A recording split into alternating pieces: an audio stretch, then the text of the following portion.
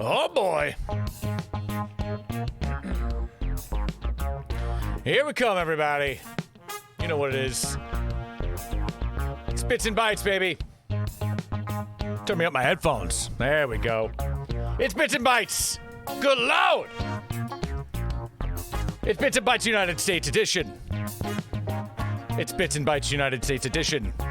50 states, 50 weeks. Week 10 is where we're at.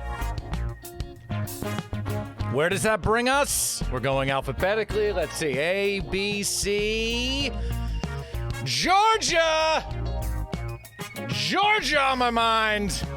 There we go. It's Georgia, everybody. Welcome. I sound strange in my headphones. Georgia's here, everyone. The time has come. Everyone's been waiting for those Georgia peaches and the grits. And Hotlanta. I just wanted to say Hotlanta, really. We got the flag. Not quite sure what's going on there. I think it used to be a very rebellion-esque type flag. I think they changed it recently, if my research shows. But it does say very confusing things. There's some words on the flag. It says, Constitution, wisdom, justice, moderation. What is the moderation about? Why is that on your flag? That seems very bold. But we love you, Georgia. Very excited to deep dive into Georgia. Pull up the bits. Georgia Fast Facts.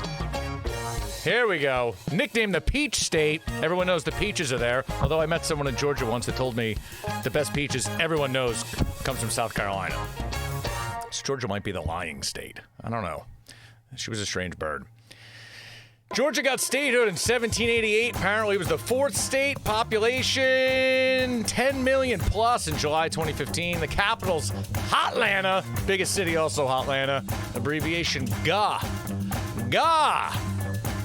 State bird. The brown thrasher. Show me brown thrasher. Yeah, that's a brown thrasher. Of all the birds, that looks the most dinosaur-like so far, I dare say. And show me state flower, Cherokee Rose. Show me my Google search. Show me the flower. There it is. Look, it looks just like any other kind of flower you'd see. Yeah, exciting. Anyway, glad we got that out of the way. Everybody, we're back at Bits and Bytes. It's Friday. I guess time doesn't matter. This lives on in eternity. But welcome. I see half the lights aren't on over here, so if the lighting's strange, it's weird. I sound weird in my headphones. It's a weird day. It's okay. Crack production team's all over it. Georgia, looking for the food, looking for the drink. Very tricky. We have a special guest coming up later.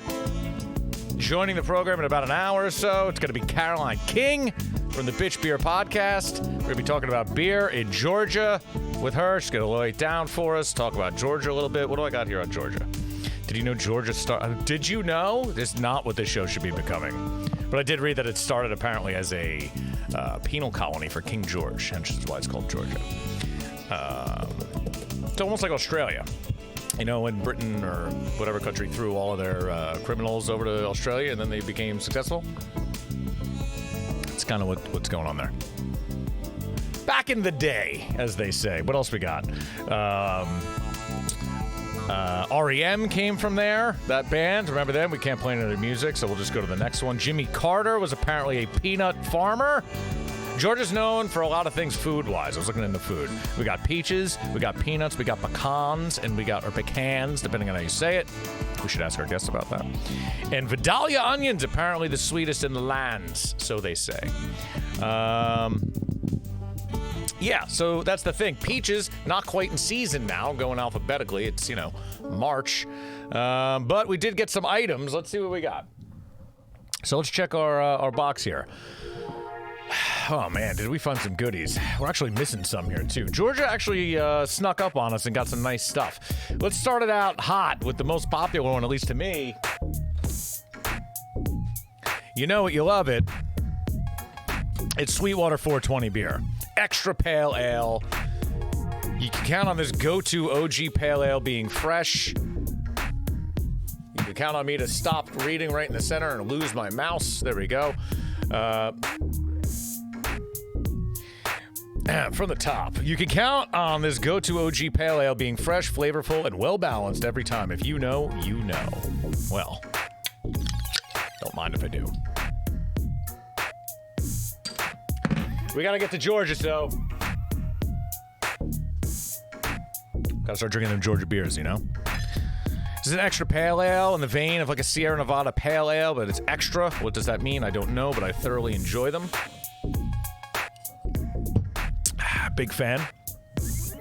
Real fruity, 5.7. Most popular brew. That's the biggest beer I think coming out that I could get here in New Jersey, at least. The biggest beer that I think I see around nationwide in other states. So Sweetwater 420 I think is a really great benchmark beer to start it off with. And I knew I'd get my hands on that. There's a lot of other great breweries down there. Terrapin comes to mind and a couple other great ones. But we'll talk to our guest about that because beer is her specialty. And she could school me and us on that. So, back to some other items while I sip on this beer. It's just thirsty. So nice beer segue. Good job. Peaches. So I couldn't get my hand on peaches. Because like I said, it's out of season. But never fear.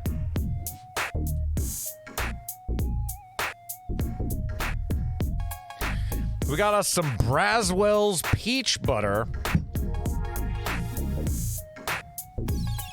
Braswell's peach butter, which is my favorite part about this, comes to you in a collectible drinking glass. I mean, this is a really nice, like, heavy cocktail glass here. And I think this is like $8, $10 in my door or something like that. I might just buy some more peach butter, assuming this is tasty. So this is the closest thing I can get. It's pure peaches, pure cane sugar, water, pectin, citrus acid, natural flavors, lemon juice concentrate. So I think it's boldly peach, and it looks like it's got some movement in there. So we're going to pop that open. We're going to eat some of that. And hopefully that gives us some peachy peach vibes. Is this something that they eat in Georgia? I don't know. It's peachy, it's close enough, and I think we can make a cocktail out of it later. Why would we talk about cocktails? Good question. One, we get thirsty here. Two, look at this rum. Check this shit out.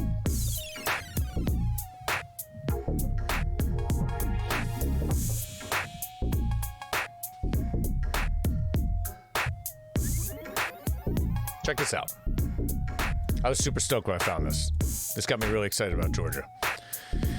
Richland Single Estate Old Georgia Rum. What's so exciting about rum, you say? Well, think about it. We're in Georgia. Their website's terrible, though. Could we be fair about that? I mean, guys, let's get somebody here to help you. You need a little help. I reached out to these guys to join the show today. They didn't get back to me. Common story. It's okay. Don't make you a bad person.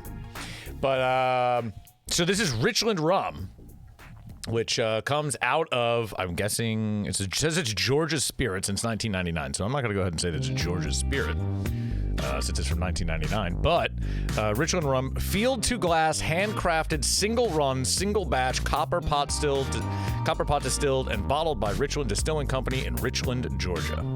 Now, if I remember reading right, all of the shit that they use in here, they use sugar from Georgia. Can we lower the aggro music there? That'd be great. I'm trying to look for it. Here we go. From the farm to the barrel house, Richland Rum is an authentic single estate rum created with appreciation for quality and detail. Two things I love: qualities and details. Each phase or act of the Richland Rum process is a master stroke in high-quality rum making and should be seen as an artistic endeavor rather than an economic one. I love this. I read this and I was super stoked. Could we watch a video about it? I mean, we could. Maybe we should. Let's keep going. The farm, warm and sunny, sandy, nutritious soil, water from the Georgia aquifer combined to provide the perfect terroir for growing sugar cane at the Richland Estate. They grow their own sugar cane, and then they make their own sugar juice out of it. There's a lot. We could do a whole rum class. There's many ways to make rum. From sugar cane, from molasses, from sugar juice, all kinds of shit. Many ways to do it. They are taking their sugar cane, turning it into Georgia's own sugarcane syrup, and then making the product out of that, which I love. So this is Georgia, excuse my language, Georgia as fuck, this stuff is. We're getting into it. I got 3 different bottles. I was so stoked about it. This is the Single Estate Old South Georgia Rum Classic Reserve Single Barrel Select 86 proof, cask 172004. I got two other ones. One that is an unaged virgin rum, which I think will be fantastic in some cocktails that I'll be making maybe later today or throughout the course of a couple of weeks. And the other one is a single barrel handpicked by the place that I got. It's very high proof. It seems like it's cask strength, which is fantastic and I like. But I'm excited to get into it. So I'm just going to rip this open and pour it a little bit, give it a whiffy whiff, and then we'll get into the next thing. And then we'll start drinking some rum and making some cocktails. So I was very excited for this. Yeah, I'm going to measure it out. We're making cocktails later in here, so it's okay. Just a wee bit. Just a wee little halfy. So I'm stoked for this stuff. I mean, it smells like rum. It smells like, it reminds me of Barrilito rum, actually. The smell is right up on my nose. It smells like Barrilito, if you know rum Barrilito. Again, I don't want to get into the specifics of rum. We don't want to turn this into a rum episode. But, yeah, they got some port age ones. This is it, the Richland Rum Classic, I'm going to go ahead and say. Yeah, this is it. This is what we're jiving on right now. It's fantastic. So let's go. Again, it smells like a little like banana, a little honey, all the things you want in rum. You know, dark sugars, figgy.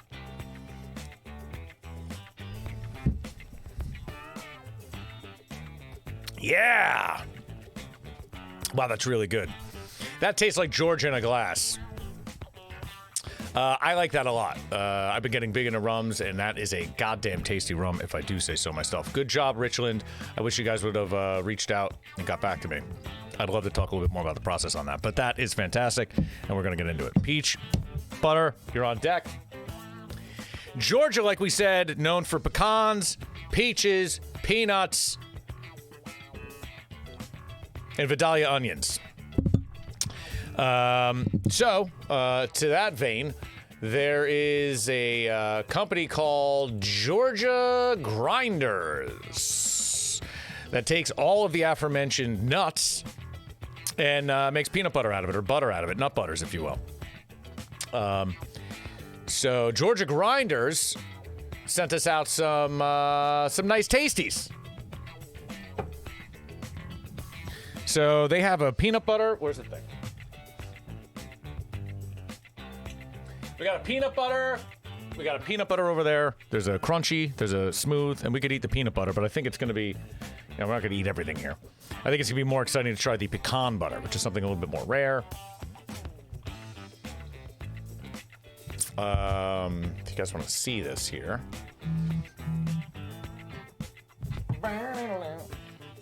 Oh my God.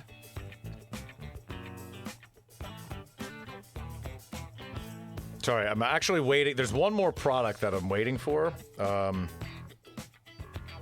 surface, and I thought that would be it. It's not, sadly. A Georgia-based product that we'll get into. We'll give them a shout out because they were super cool to talk to, but I guess the mail just didn't get here in time. You can only do so much. This is Georgia Grinders all-natural pecan butter, handcrafted, slow-roasted, and there's nothing in here but roasted pecans and sea salt, which I love.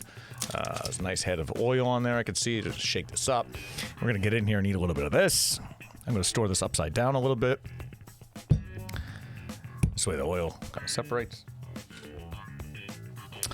Beers, rum, peaches, pecans. What are we missing? I know.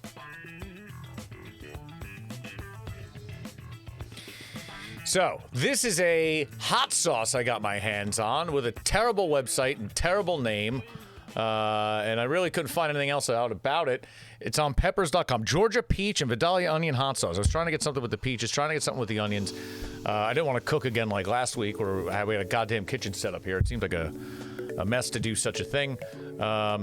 So I got the Georgia peach and Vidalia onion hot sauce. International champion, of course, it wins a lot of awards because that's what, if you have a hot sauce, that's what it says. So we're going to rip off the top of this and try some of that as well. So the question now is, where do we begin? Do we begin with the sweet and then peanut butter and then hot sauce? That's probably the move. I brought some bread down. We could close this. Let's get in here and we'll read a little bit about each thing. So where do we start? With the peaches? Start with the peaches. Braswell.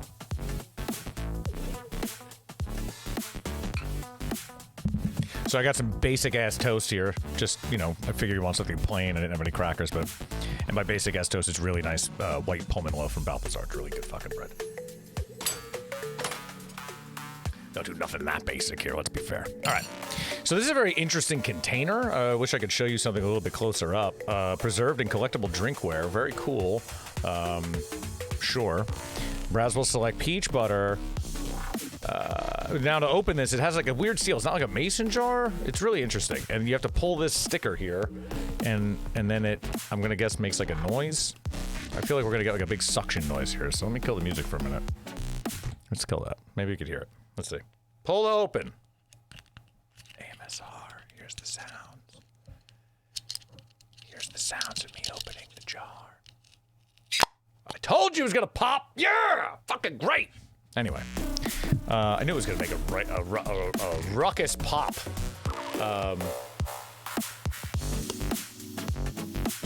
Braswell Select. Oh, you've had it in the chats. Look at that. You've had the Braswell. I've never heard of this shit. I didn't know. This is really the. It seemed like the most legit peach product that I could find. You know, off season. But I love the glassware. All right. I mean, damn.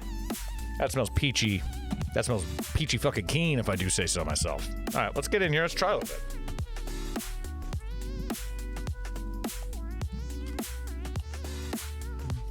Oh, wet the palate with a little bare-ass bread. I mean, it's a really nice texture. Can we see this? Is this like... Can we get the GoPro cam? Maybe it's a little bit better.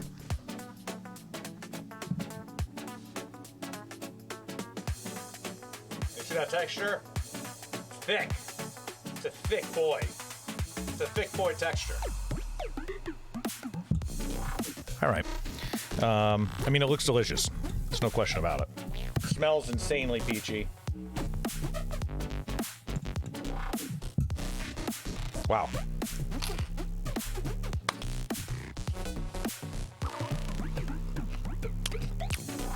That literally just tastes like I'm eating a peach.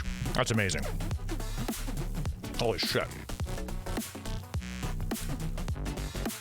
That's really good.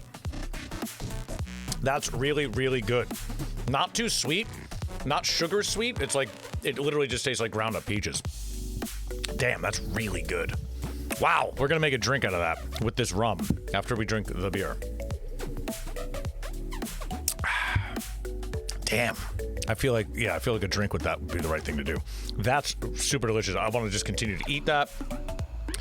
But since we're having the jelly or peach butter, as it were, I feel like we should go right into the pecan butter from Georgia Grinders. Now, I have their peanut butter also, but I mean, come on, it's peanut butter. So what can we say about this? Georgia Grinders, I can't even read that, it's so goddamn small. Award-winning pecan butter is made with Elliott pecans from Fort Valley, Georgia. I'm going to keep doing this with the jar in my hand so it shakes it up and the oil settles. This variety is smooth, rich, and buttery, with subtle sweetness, naturally derived from the specific variety of pecans. This is one of our 5 Whole30 approved products. All right, I don't know what that's about. Georgia grown pecans, kosher sea salt, that's it. I love that. Very simple. Yeah, I'm stoked to try it. I mean, again, the peanut butter's probably great. Maybe we do get into the peanut butter. Who can say?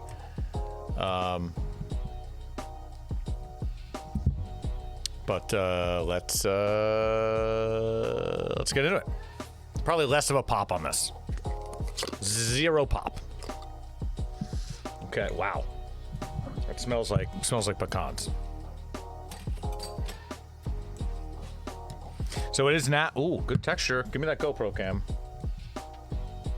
Texture on this. A+ on text. Not too oily. Nice. Homogenization. Nice. Smooth. Powerfully smooth. Should just bring the mic over there. All right. Let's get some of this on the bread, and then we'll make a pecan and peach butter sandwich and really get the whole Georgia experience in one mouthful. You know what I'm saying? Let's just load this fucker up. Let's hit me with that pecan sauce, bro. Oh, sorry, I forgot to change back. Wow.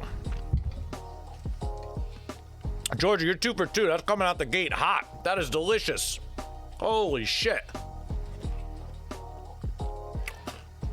I wish this wasn't a show where I just ate and you listen to me chew and react. I kind of hate that. I like the idea of the food and the drink. I don't know why I always have to say this. I hate the idea of chewing on a microphone and saying this is a good product or a bad product. Should have rethought what you're doing. What are you gonna do? All right, that's really good. Highly recommend getting your hands on that. I'll go really good with some of this rum down now. Yeah. That's fantastic. This rum is killer. This rum is killer. I mean, I guess you gotta like rum, but I like rum, and that's a killer rum. Damn, I don't want this peanut butter and jelly to go away, but maybe we got some hot sauce to get into. Let's dig back into the food in a minute. Let's play around with some other stuff that I found on Georgia, and then we'll segue back into some foods. What else do I have here for my notes? Atlanta was burnt down by General Sherman after the war. Crazy person. Atlanta's red and the state's red and blue. Blah blah blah. Politics. This desk is a mess. Jesus Christ. 159 counties. Could we pull up the map? We see our Georgia there. Here it is. So there's apparently 159 counties here. You know, I don't know how it's broken up, but you know, when you think of Georgia, I think of Atlanta. Personally, I think of Atlanta, and I think of Savannah. And I've been to Savannah on a little southern tour, driving around. I forget what the hell I was doing exactly, but I do remember driving around Savannah, and I went to South Carolina. Savannah was a beautiful little city, little town, whatever the hell, shanty, whatever you want to call it. Savannah was super cool. The whole downtown area is a definite vibe of its own. I did get pulled over leaving Savannah on my way to South Carolina.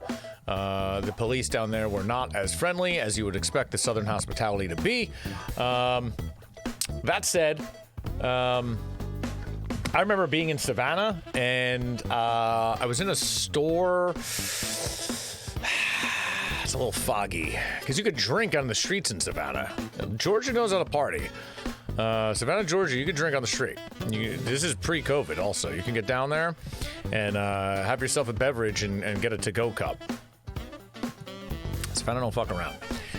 Anyway, we had some to-go cup, had a couple beverages, then, you know, we were buying something somewhere, and we were talking about Georgia peaches, like one does down there. And this old woman who's lived in Savannah all her life, you know, she pulled me in a little bit closer, and she goes, Georgia peaches are good, but everyone knows South Carolina's got the best peaches. And I kind of laughed. I was like, what? Like, South Carolina doesn't have the best peaches. Everyone knows Georgia peaches. That's the bit. She looked me dead in the eyes. She goes, everyone in Georgia gets their peaches from South Carolina. This bitch blew my mind. The nice old lady. She wasn't a bitch. You know what I mean? I mean, in a figurative way. Nice way. In the spirit of our guest coming up, the Bitch Beer Podcast, Caroline King. Yeah, I mean, they said that they get all their peaches in South Carolina. I don't know what that's about. Maybe we could ask our guest about that. I don't know if that's a rumor. I don't know if there's this crazy old lady. Maybe she was drunk walking around the streets of Savannah. She's very nice.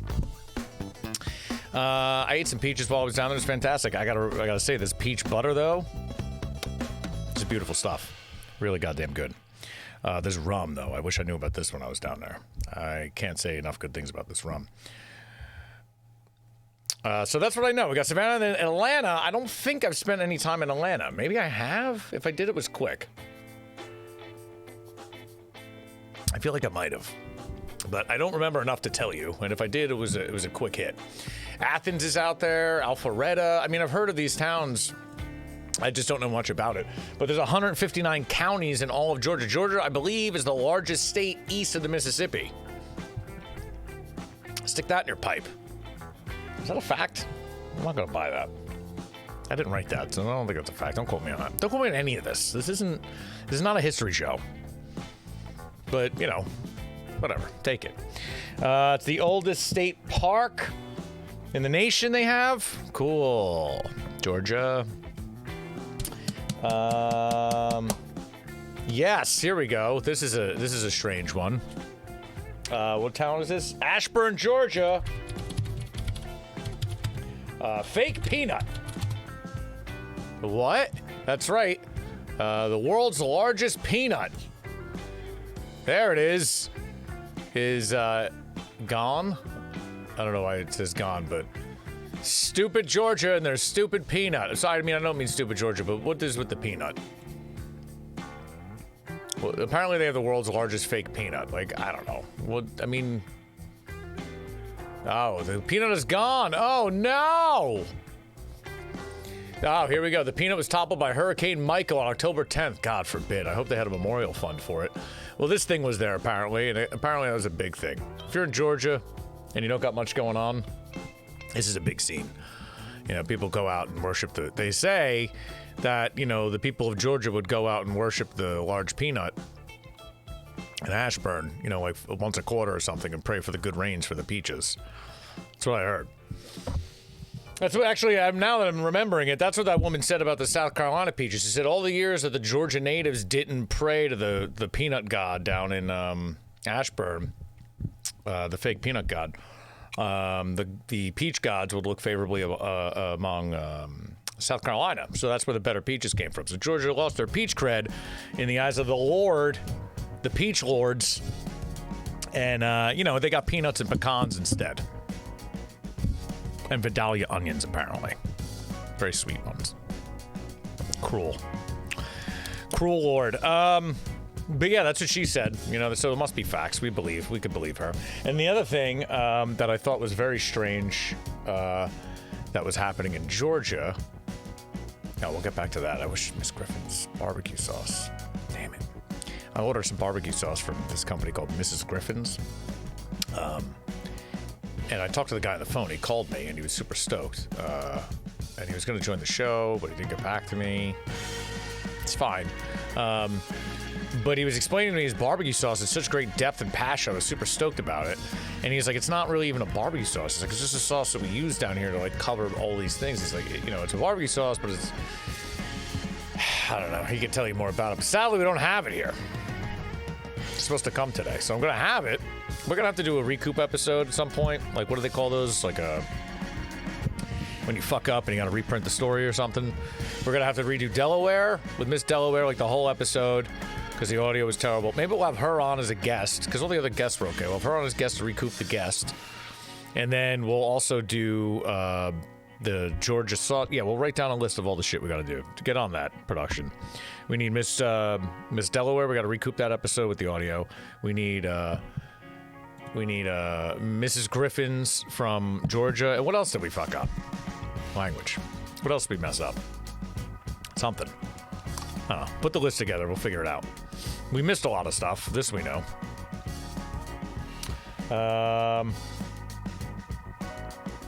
Okay. So the other creepy, weird thing that I found. Let's check this out. Georgia. The old Georgia possum drop. That's right. The possum drop. The old possum drop in New Year's Eve celebration in Tallapoosa, Georgia. Okay. So what is this? Well, number one, their website looks like it's from 2001. This is this legit looks like a GeoCities website or an AOL made website.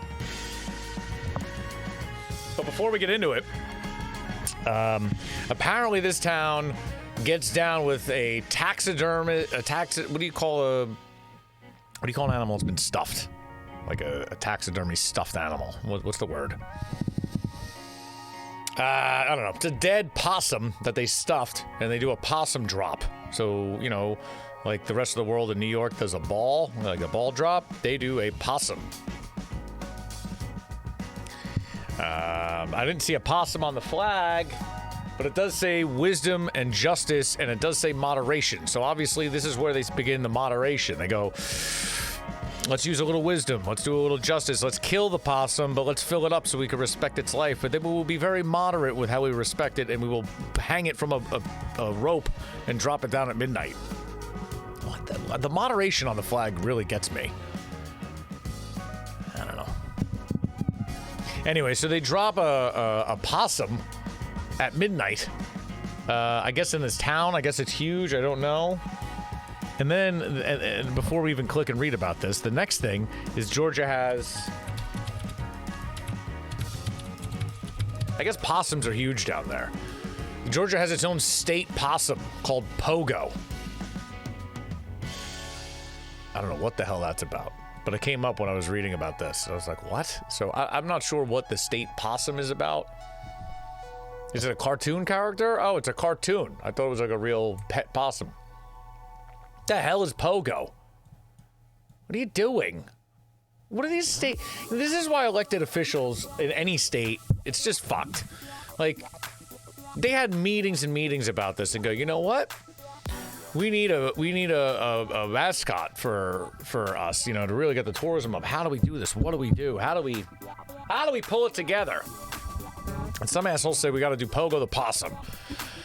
A friendly cartoon swamp creature comments wryly on politics and philosophy. Walt Kelly, a cartoonist and movie animator, visited, I'm not even trying to pronounce that, Okefenokee. I think it's Okefenokee. It's Okefenokee. Okefenokee Swamp in 1942 and was inspired to draw some swamp critters. Pogo Possum appeared in comic books in the early 1940s and became the star of a nationally syndicated newspaper comic strip in 1949. I mean, we're treading water. Let's tread lightly here. We're talking 1940s, 1949 promotional comic strip about a possum in Georgia. Ease up here. I haven't read this. Let's keep going. Declaring, we have met the enemy and he is us. Pogo poked fun at the vanity and shortcomings of people everywhere. The General Assembly voted Pogo the state possum in 1992. The fuck is a state possum? I'm assuming this is something no one in Georgia gives a shit about. Unless you're an elected official and spent hours and hours in meetings talking about this, in which case you should be fired and potentially burned at the stake.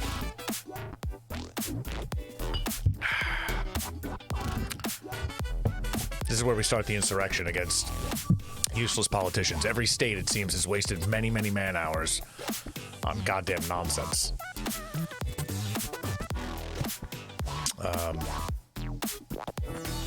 Craziness.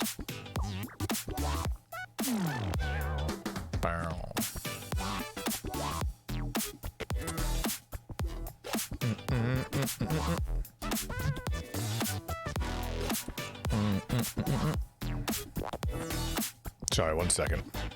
Just want to make this thing work.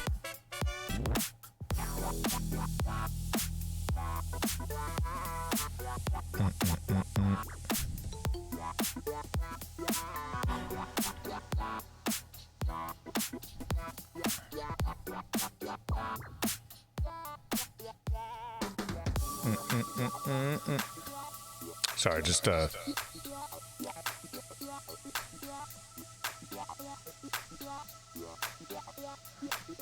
to get this to work here.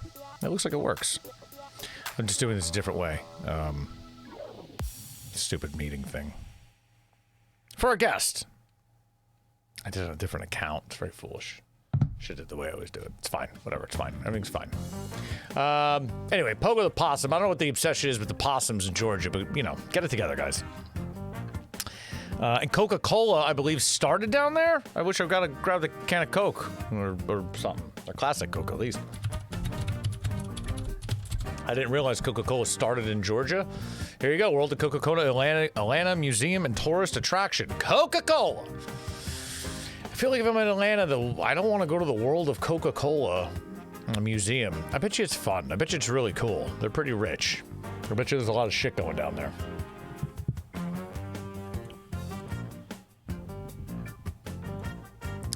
Let's try this hot sauce.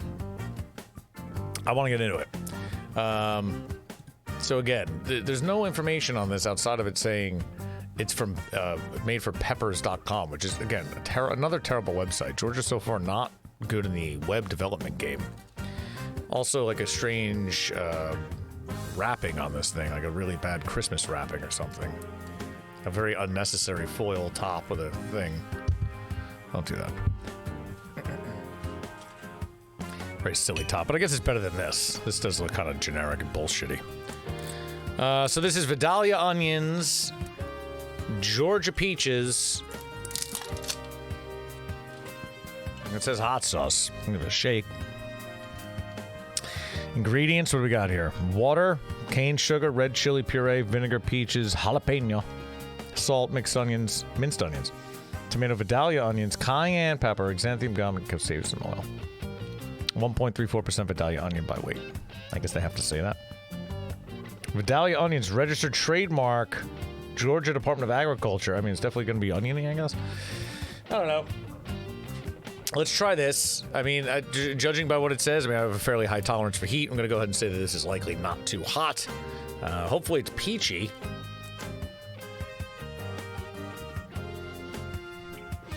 Kind of smells like ketchup.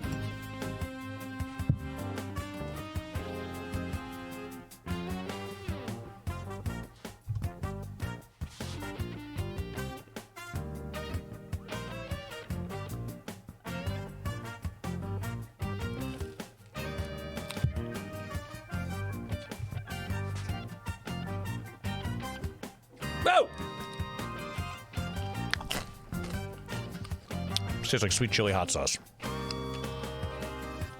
Sugar. A little peach, maybe. Sweetness from the Vidalia onion. It tastes like good. You know, like the shitty Thai chili, sweet and sour sauce kind of you get. This tastes like that. I'm not getting a lot of peach, but a little bit of peach. It's good. It's definitely not hot. I'm using it as a bread vehicle now. It's not bad. I mean, you know, I feel like calling this a hot sauce is not what it should be called. I think that's more of a strange condiment that it does not bring heat to the table. I'm gonna eat more peach now. That was forgettable. This peach butter, however, is not forgettable. This shit is very good. Highly recommend getting this peach butter. This shit is tasty. I think we're gonna make a cocktail with it. With this rum. I think with the rum, it's like sweet. I kind of want, think of what I want. I mean, I'd love to use pecan in it, but that seems silly. We'd have to make like a pecan syrup or something. I think just a dash of this with a little rum, a little ice. I have some simple syrup I brought down. And it needs a little citrus just to make it pop. I think we'll use the Key West lime juice that we used last week, because I've been using this in cocktails all week, and it's fucking fantastic. I did bring a lemon down. Maybe we'll just do a little squeeze of each, like a squeeze of lemon and a squeeze of lime. This probably has like a pinch of, this probably just has citric acid in it, right? Yeah. Maybe just a pinch of each. There's a little bit, I don't want it to be citrusy, but you gotta round out the sweet. Maybe we just shake up the fucking peach and the rum and just see how it goes. Do you want to, what do they call those? Like those jam cocktails where you just scoop the jam in and stir it? I feel like shaking it, though, is probably the move. Yeah, let's fuck it. Let's shake it up. And, well, all right. I mean, we're doing it here, right? We're still here. Our guest is joining in a little bit.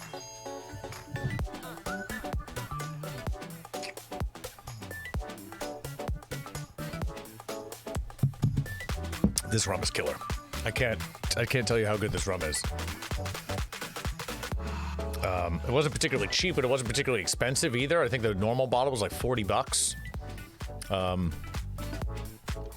Yeah, the standard issue is $40. I think the one that was higher proof is a little bit more. This is killer. What I do want to try, though, since I have it, I mean, might as well do it if we're going to make a cocktail. Let's make sure we get the right shit.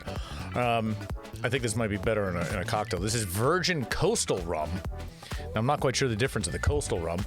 Directly from the still is unaged, of course. There's no color on it. You know, that's just pure booze or pure unadulterated spirit.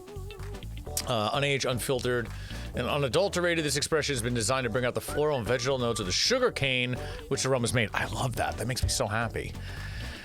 The virgin rum is allowed a brief rest of 60 days in New American white oak barrel that has been toasted only, and then is diluted to 86 proof and bottled unfiltered.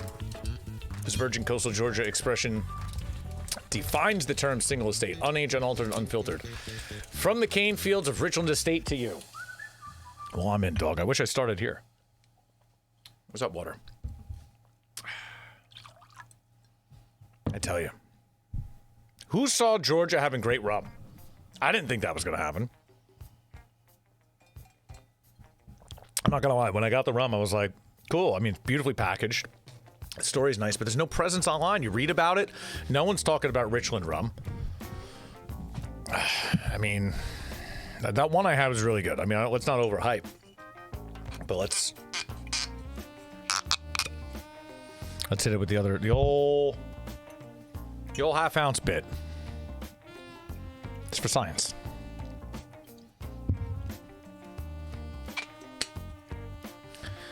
Let's see what's going to be better for a cocktail. So again, more clear than the other one, right? It smells a little bit more robusto. It smells a little bit more boozy. Well, it's not. I think it's still 86, right? Yeah, same proof. Just has I think the oak, the richer, the more oak that's on the other one, it really rounds it out. This smells. This has almost like a little bit of like a tequila-y vibe. I'm feeling because it's young and unaged. That's probably why.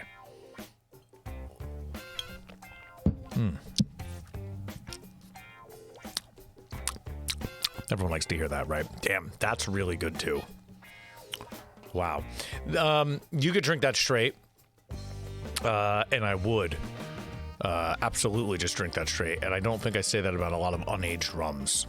There's a handful of unaged rums that I think I would drink straight. This is definitely one of them. That's a fantastico product.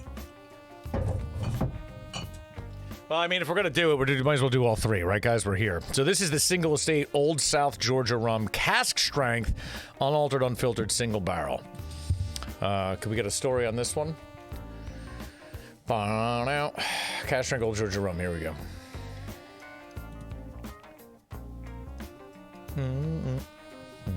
Pull it up, dogsy. So this one's boozy. This is 113 proof. I mean, that's a lot. But give me the story on this guy. Cask strength expression is our single estate Old South Georgia rum. I never thought Georgia rum. There's got to be a history of rum in Georgia. I wish we had our crack research team do a little bit more about the history of rum in Georgia. Typically between 105 to 120 proof. Part of the selection process to identify mature barrels ready to be bottled. Occasionally, casks present themselves with flavor and aroma profiles that deserve a direct bottling consideration. Yeah, so this is so that makes sense. So this is similar to what they do, the single estate. The individual barrels that they have, they make a blend for the normal one, the first one that we started with. This one was hand selected by a company called Sealbacks or Sellbacks, or I can't pronounce it, but this was hand picked by them, the barrel. And when I got it, it denoted why the guy at Sellbacks would have picked this barrel and the reasonings. Sometimes those things are bullshit. It's just like, well, this is the barrel that was there. We tried it and it was delicious, but they make a big story about how it reminded them of their youth and, apple trees or something. That said, I'm excited to try it. It's definitely bolder, which I like for cocktails. Not maybe a shaken cocktail, but like if I was to make something in the vein of like an old fashioned or a very simple cocktail, I like a stronger proof, something I'm going to sip on for a while and let the drink evolve. A higher proof rum is what I'm going to be looking for. So I was only going to try the one, but since we're already here, what's another one? All right, so this is fantastic. This virgin one. Very good. Sure, let's have a little bit more pecan butter on there.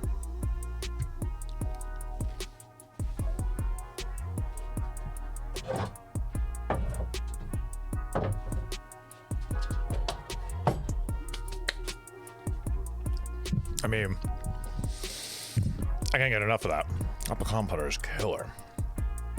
I don't think I've ever gotten pecan butter from somewhere else, so I guess I can't compare. Kind of makes me want to try the peanut butter now. I just how much? Yeah. All right. This is great. Let's rinse.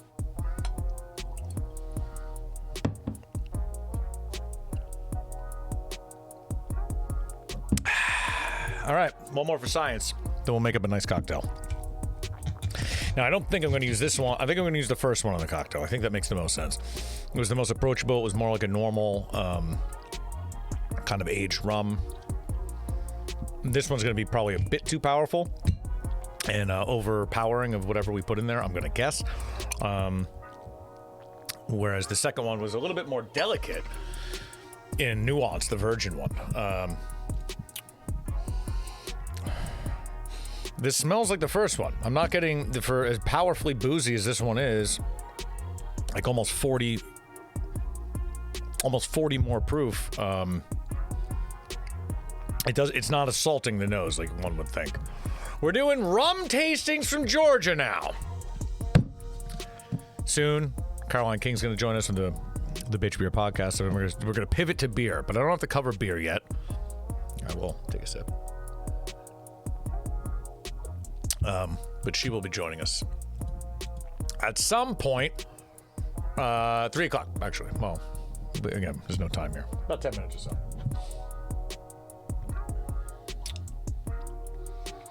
Ba-dum-bum-bum. So, yeah, I wish I got that barbecue sauce from Georgia. I'm kind of sad that they didn't ship that out, but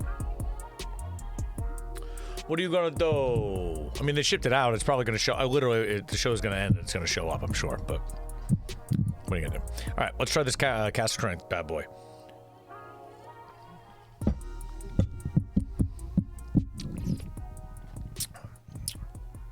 Woo!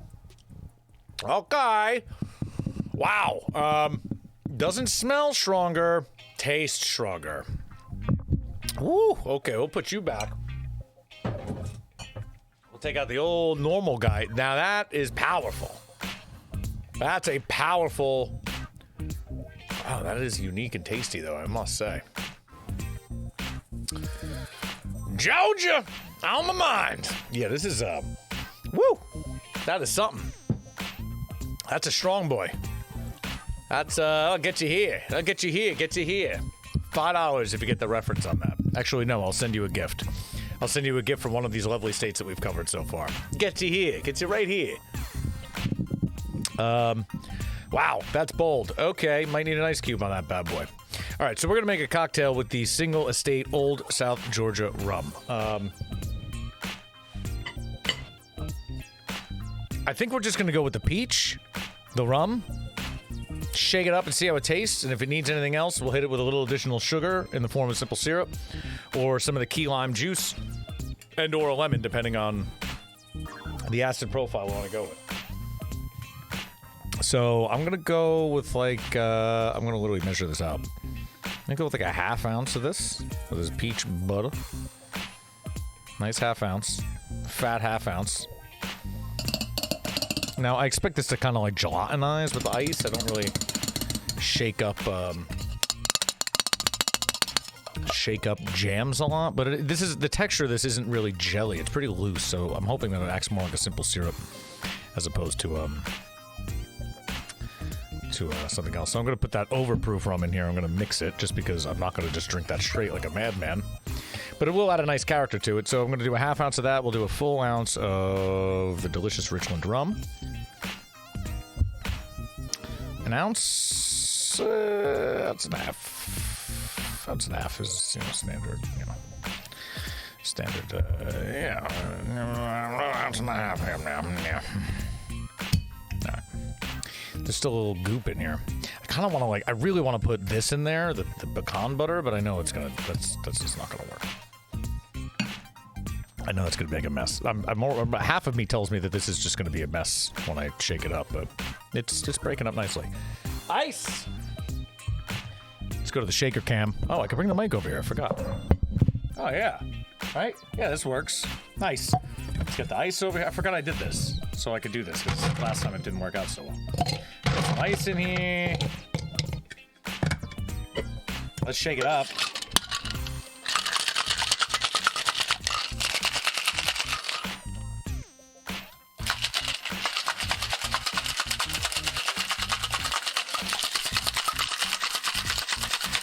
A fucking Tom Cruise, a cocktail! Look at me, I'm cocktail. I love that line. Someone said that line to me once when I was shaking drinks. What are they shaking? I forgot what it was. It was fucking funny. Shut up. All right. This is sufficiently chilled. As we can tell, the shaker is frosty. Let's see what it looks like. See how gloopy. No, that's a nice looking texture there. I'll take that. A little chunky at the end, but not so bad. It's a testament to the peach butter. Do we go with dirty ice? Let's try it first.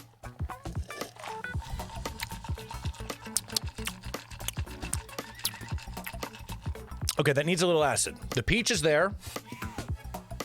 The peach is definitely there. Needs a little acid to make it pop.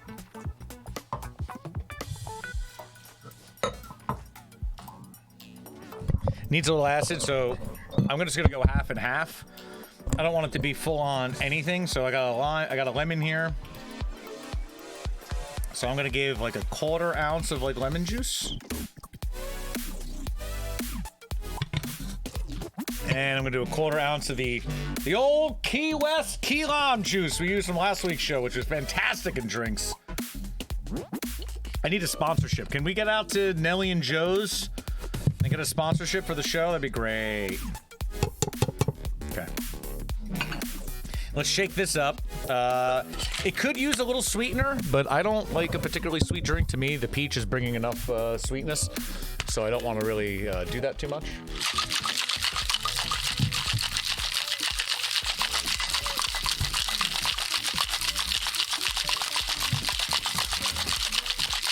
Shake, Sinora!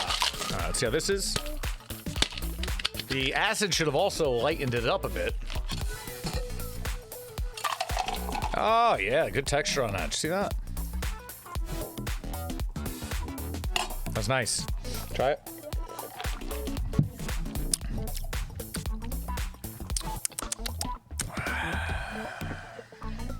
We got the acid's now there. I don't know if it's bothering me or not. We should have pulled back. Would I do a 1/2 ounce? That's not that bad. That's not bad at all. I feel like it might need a little sweetness. Just like a pinch. Let's just do more of this. I don't want to put simple syrup in. We're just going to dab another dabble of that. We're in Georgia. We're adding peaches. Simple syrup would fix it, but we're experimenting. And maybe a little bit more ice.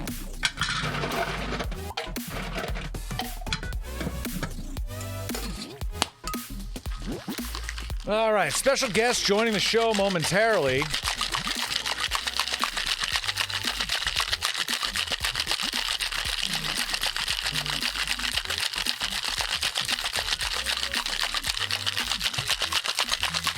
All right, try this again. Let's see what this looks like. So we got a little bit more ice and a pinch of the peach. Hopefully this gets us right where we want to be. I'm going to say that this is going to be it. That's the money. Oh, that's the money. We're going to go with the dirty ice right in there. That's a nice looking drink.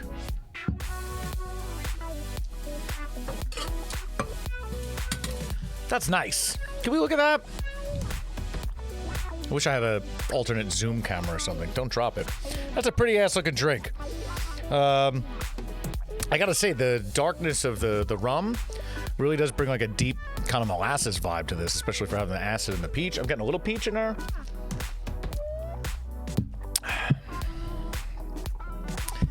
That's a Georgia cocktail right there, bruh. I wish I could incorporate nuts somehow, but putting this on top would just be plain stupid. Damn, that's I'm not trying to hype myself up here. I certainly don't need to hype myself. That's really goddamn good. All right, let's see here. I have a guest joining shortly. Let's see. See, I've never used it on here before. Usually I host from here. No one wants to know. No one cares. Stick with what matters. All right, so she should be joining the program shortly, assuming she wasn't watching and hating everything she sees and disgusted by my Georgia talk. We should have a guest joining shortly. Yeah, Miss Griffin's. This is the. Did I show you guys this? The barbecue sauce? I know I chatted about it, but I'd show it to you.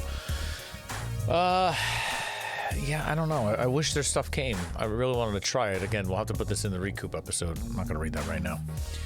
Sorry, Mrs. Griffin's. The possum drop, right. Oh, right. We got the cocktail. We got the snacks. I didn't bring up the peanuts. I mean, we've eaten peanuts on other episodes. The hot sauce, I'm not going to lie, this is a little disappointing. I'm pretty sure anyone in Georgia probably doesn't buy this. It is per usual, you know, when you look at you roll the dice.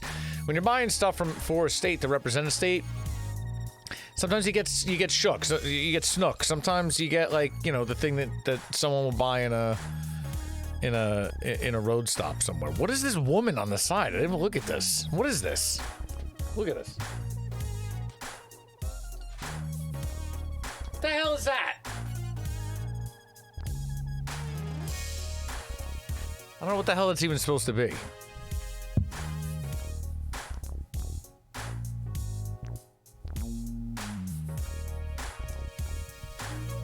That's bizarre. V bizarre.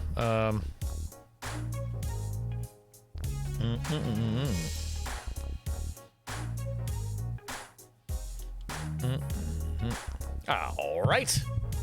All right.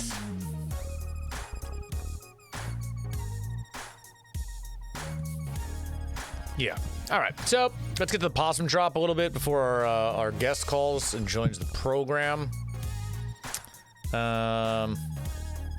About. Yes, let's click about. Oh, yes, it is the world famous possum drop. YouTube? Sure. I don't know if we're allowed to play these, but I think if we don't play the audio.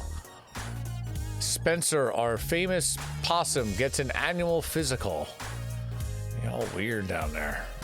I don't know if I want to see that. I'm good on that. In fact, I know I'm good on that. The possum drop in Tallapoosa, Georgia. I'm not going to lie. Kind of want to go to the possum drop. Join the residents of this West Georgia community, formerly known as Possum Snout. Why do they love possums? At midnight, a stuffed possum named Spencer is lowered in a holiday lights covered ball from atop the Kane Law Office. Just some fucking dude's law office. What you doing, Georgia? Get your shit together. All right. I'm sorry I'm using my phone live on the show, but usually I take care of the whole remote interview from the screen that's right next to the camera, and I set it up a little bit differently this week, and I should not have done such a thing. I apologize, but it should be fine once it's up and going. But I can't babysit it usually seamlessly. A little inside baseball here. You know, I just do everything right to the right of the camera. So if I'm not looking at the camera, it's not because my vision's wrong. I have terrible vision, but that's not why. It's because I'm looking at the screen right next to the camera, which has all the shit that you're looking at with me. Get it? If you're visiting from another area, we would like to welcome you to our West Georgia community. If you would like more information on living, working, educating, or owning a business in West Georgia, follow the links. I'll go to West Georgia for a month. I'll go down there for New Year's. I'll go down there and do some web work for them. I will fix their website. This is terrible. Why is Honey Boo Boo on here? I'm not... Can we... No peaches. Just possums. Nothing solidifies the new year like fireworks, a midnight kiss, and a possum. Caroline King is joining the call. All right, we're going to let her in. Hopefully this works. So sit tight with me for a second, everybody. Hello? Hi. I could hear you. Hold on. Let me kill my music. I see you. This is great. Let me pull you up. I think I got you here. Yes, it's working. Can you hear me? Yes, I can. Yes. Hello, Caroline. Hi, how are you? Good. Should I call you Caroline? Is that the right name? That's my name. Okay, well, I don't know. Some people, Caroline. Is the music too loud? Hold on, I got the music up here. Great. Look, you've got all these like fun drinks and all these things. I need to like. Oh, look, you've got some like Georgia peanut butter. What have I been missing? Yeah, I don't know where you've been. I'll run you through what I got because I do kind of want to touch base and see if you've had any of this stuff. So also, your camera's here, right? So you're only seeing this. So like the actual camera's a little bit better. So you see the weird webcam. So sorry if it's shitty quality. Yours is actually pretty good. I see you quite well. Yeah, so that's good. So, hey, Caroline, welcome to the show. Why don't you just introduce yourself? Of course, thanks for joining. Introduce yourself a little bit and tell us what you're up to. What's going on? Yeah, my name is Caroline King. I run Bitch Beer Podcast, and I also am CEO of Cinema Life Film Festivals, which is a film festival collective here in Atlanta. We just expanded to Chicago. So we've got a fun event coming up this summer in Chicago. But yeah, that's what I do here. I'm kind of the beer expert, sort of still learning about beer. Well, aren't we all learning about beer all the time? I know. Every time I think I know everything, I'm just like, oh, well, I know nothing. No, there's always news and crazy stuff about beer. But before we get into beer, let's talk a little bit about Georgia. I won't say the things I know, I guess, but like I'll ask you the same thing. How long have you lived in Georgia? I have been here for 5 years now. Okay. Where are you from originally? Originally from New Orleans. Okay. Oh, cool. Lived in Chicago for a while, lived in Europe for 3 years, and then moved to Atlanta, 5 years ago. I love New Orleans.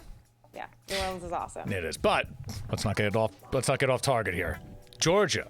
So you've been there for 5 years. That's cool. Yes. I feel like I've been to Savannah and I may have been to Atlanta once, and that's about it, right? So maybe you could give me, like, if I'm from New Jersey, right? So the way I break down New Jersey to people is there's North Jersey, Central Jersey, and South Jersey, right? North Jersey is kind of close to New York, so it's like a New York kind of vibe. Central's like the area that people kind of don't admit exists, but it's a blend of the two. And South, it kind of like touches Philadelphia and Atlantic City, and it's its own kind of weird Southern thing. Like, how would you break up, in your opinion, like Georgia? Is it similar to that? Is there north? Is there? Because there's a lot of county. I read it's like got like the most counties in the state or something. So like, yeah. Well, we can thank gerrymandering for that. So I just interviewed a senator earlier today, and she was talking to me about gerrymandering. So that just happened to be top of mind. But yeah, gerrymandering in Georgia has led to the development of quite a few different counties. So the way I describe Georgia's a beautiful state, a southern state. Atlanta is like the cool part of Georgia, where it's super blue. It's, everybody's really great, and it's very diverse. It's more on the north side. I'm looking at the map right now, so it's a little bit more on the north. It's on the north side. Yes, and so Atlanta is definitely like the center of I really think of it as the capital of the South. Okay. There's a lot of amazing culture. There's a lot of amazing diversity.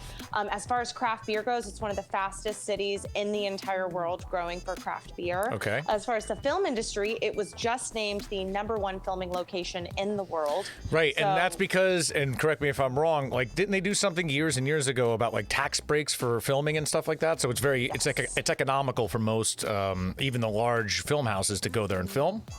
It is huge. We have a Pinewood studio. We have Tyler Perry Studios. We also have so many other different studios that have popped up. All the Marvel movies are filmed here. A lot of series. It's really great. The tax incentives were great. And what was great for that was it not only brought the filming locations here, but it also has developed into a lot of schools being formed. So Kennesaw State University has and Georgia State University, they have like two of the most amazing film programs in the country as far as post-production goes, for animation, for graphics and everything, sound design. So a lot of post-production has ended up coming here to Georgia too, which is really great for the economy. It's really great for all of the amazing people who work in production here in Georgia. So it's been great. Just watching Atlanta grow since I got here has been a really amazing privilege. Nice. We've had so many restaurants pop up. Atlanta is the perfect place to make your own right now. If you're somebody that wants to start a business or start something new, Atlanta is a perfect place to come and do that. I personally love Atlanta. The rest of Georgia is great. Savannah is a beautiful place. They basically want to be New Orleans, but they're not. So yeah. it's When I was in It's like Savannah, the only thing I remember, I think I was there for like maybe 48 hours. And it was a great time, beautiful, like you said. Reminded me a lot of New Orleans, like the architecture and just the vibe. But the other thing about it that I noticed right away, you know, went to the hotel, dropped the bags, and hit the first bar that we saw, whatever the main strip was down there. And, you know, having a beer, relaxing, be like, oh, great, we're in Savannah. And the guy's like, do you want a cup to go? And you could drink outside the streets in Savannah, which I didn't know. Is that all throughout Georgia, or is it just Savannah?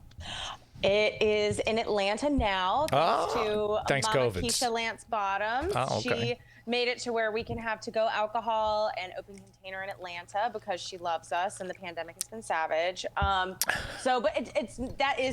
Previously it was just a local Savannah thing. Just old school Savannah being crazy. Which is cool. So basically, totally. yeah. And then Athens, that's like the college town. Okay.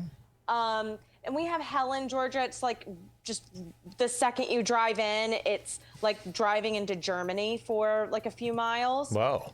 And then everywhere else in Georgia is just Jesus billboards and pecans and peaches.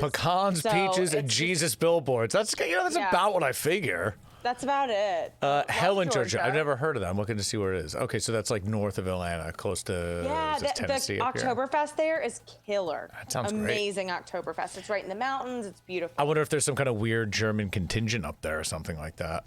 So that was a settlement. There you go. See that. So yeah. Some other state we did, it was a very similar thing. It's like you wouldn't expect that. They're like, they have a great Oktoberfest, and I think I said that. I feel like I had the same conversation. Like, yep, some weird Germans just settled in the mountains and. It's true. They just, they'll just show, like Helen, and then also Tennessee has some really cool settlements too. It's so random, but yeah, the state of Georgia is absolutely beautiful. What I love about Atlanta is it is a big city, but anywhere you live in the city, you are about 20 minutes from any beautiful hike or the mountains or a river or something outdoors. So it's pretty easy to escape the big city. It's great. Nice.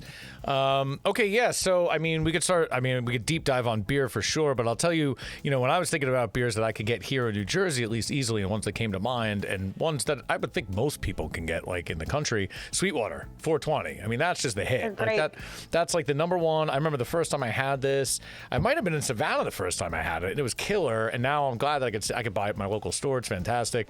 And I saw they're making a bunch of other beers that are really cool. And then Terrapin came to mind, which Terrapin's great too. I've always had Terrapin, but I never, I guess, thought that it was in Georgia till I looked into it.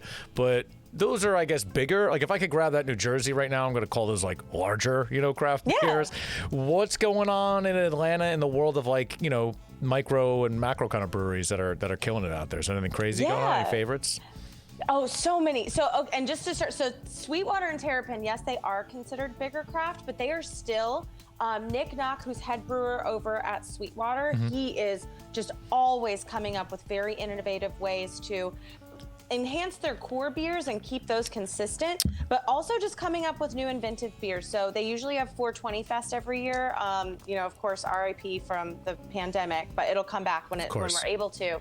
But they always have like experimental beers and everything. So I do, I never want to deter anybody from going to a Sweetwater or trying a Sweetwater or a Terrapin. Terrapin has 7 female brewers. They are kick-ass. Their beers are great.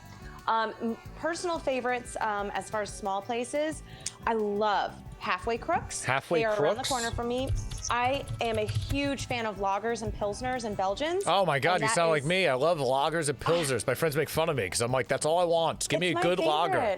And I love great lagers. So Halfway Crooks and Arches, those are the two. Well, Arches was around first. They are about 5 years old. And as far as lagers go, some of the best lagers I've had in the entire country at Arches Brewing. It's in Atlanta, but really close to the airport. So Arches Brewing. I'm trying to pull up the website here. Arches Brewing. They are great. Cool.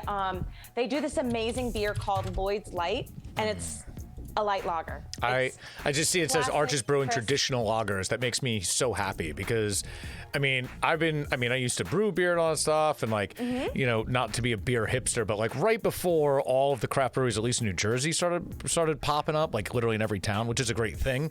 Like I was homebrewing with my friend. It was so much fun and learning about beer and all that stuff. And then you learn like just how difficult it is to make a good beer. It's very hard to make a very good beer, no matter what kind of beer. And then you learn a little bit more about it. And you're like, wow, these old school, boring boring beers like Budweiser and stuff like that are like the hardest beers to make. Like to make a Pilsner or a lager very good, very clean is super difficult, super time consuming. It really is. Well, it's even so involved. What Arches Brewing does, they have a chemist on staff that actually changes their water table. So the chemistry of their water is changed to be a traditional Belgian style of what you would find just in the water that's used over in that area. And they change it for each of their beers. It's very important. Probably the most important part of the beer is the water. Yeah, I mean, Coors has been saying that for years. We know, tap the Rockies, Coors Light. Yeah, I mean, but yeah, they are very involved. Again, Halfway Crooks, they are so great as far as like traditional style lagers. Their styles are very innovative. They're always trying something new. I really love Monday Night. Monday Night Brewing has been one of my favorite breweries since I moved here. Their head brewer, Peter Kiley, he is a very inventive brewer. His background is in wine, so he used to be a sommelier. Nice. And he brings that into his process for brewing his beer. It's very similar.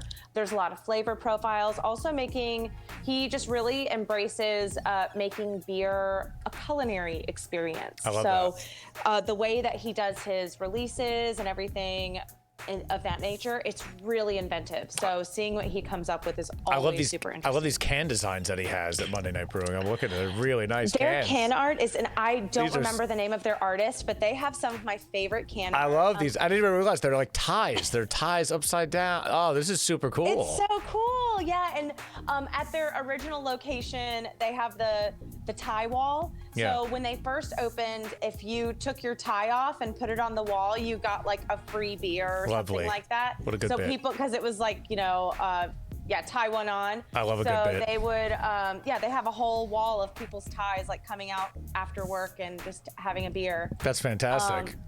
It's really cool. I love that. That's cool. I love places like that have like a bit and like the kitsch, and especially if they're making great beer. But that's super cool to hear because I think I've talked to a lot of beer people in states and talk at least to people about beer, and you always hear, and to go back to the point, like it's easy, it's a little bit easier for a brewery. It's hard for a brewery to exist, period. Right. It's hard for a brewery to make beers that are good, period. It's hard to make them consistent, period. But to make lagers and the pilsners and stuff like we're talking about is even harder, and for places to even attempt to do that, I give so much respect to.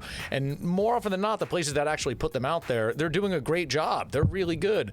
The places that have like 100 different styles of beer, like when I see a brewery open around here that has like, we got a Belgian, we got a sour, we got a Pilsner, we got a lager, we got this, I'm just like, pick one.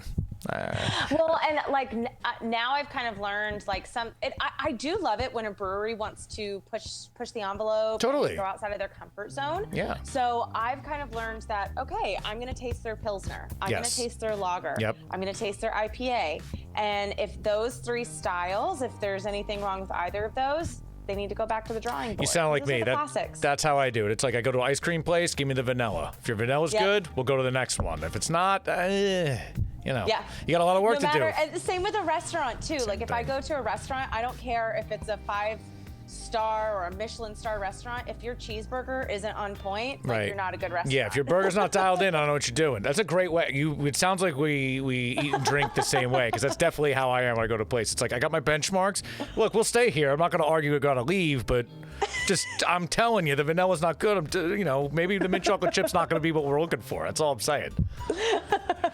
That's great. Cool. So that's great that Sweetwater's super cool to go to. Terrapin also. I wish I could get down there and check these places out.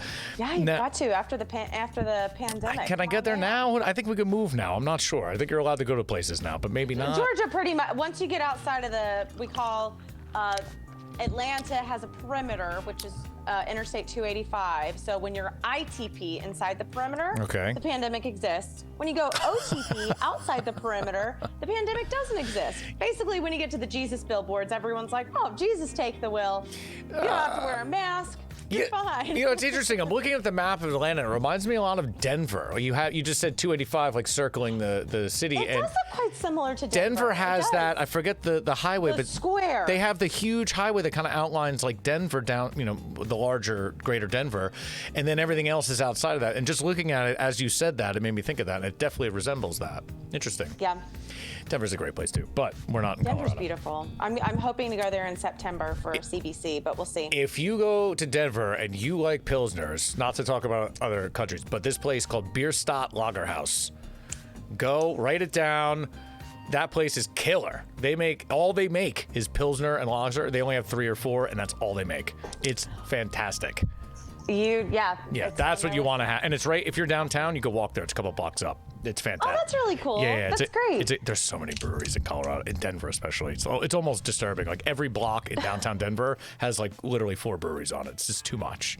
Yeah. Well, you're really close to one of my favorite beer people in the entire world, Anthony from Stop and Smell the Hops. Where's that? Who's that? Look him up on Instagram. He's like one of my favorites. You should have him on the show. How do I not know this guy? I feel like I know most beer nerds over here. Yeah, he's great. Stop and Smell the Hops. He is wonderful. Maybe I do know him. Maybe I don't know him as that. He's on our Zoom group. That was one cool thing during the pandemic. We started a Zoom group with all of our like beer people. Okay. So now we became friends with like all these people from all over the country where we just used to like, comment on each other's pictures. Now we like have a Zoom group. Yeah. Stop and Smell the Hops. Here's his Instagram page. Yeah, I'm trying He takes really creative, nice. like very involved photo shoots. There's a lot of people who do like a ton of Photoshop and everything like that with their photos, which I mean, respect to everybody for their beer photos. They all take time, but he actually like does art designed photo shoots. It's really cool. He's a cool guy. I like that. But he loves like Monkish and like all these, Great Notion. Like he posts about all these great beers because y'all up there, y'all have amazing beer up there. Yeah, we have. I mean, yeah, I don't want to blow up New Jersey, but there's some fine, delicious beer places doing some great work in New Jersey. Very small places, a couple like medium-sized places. I mean, there's some definitely good beer going on in every state, though. Really, to be fair, I mean, I know the ones around here that I like, but every state so far that I've talked to, there's some fantastic beer happening. So beer is exciting, and the cool thing about beer is, and again, the show's about like food and drink, right?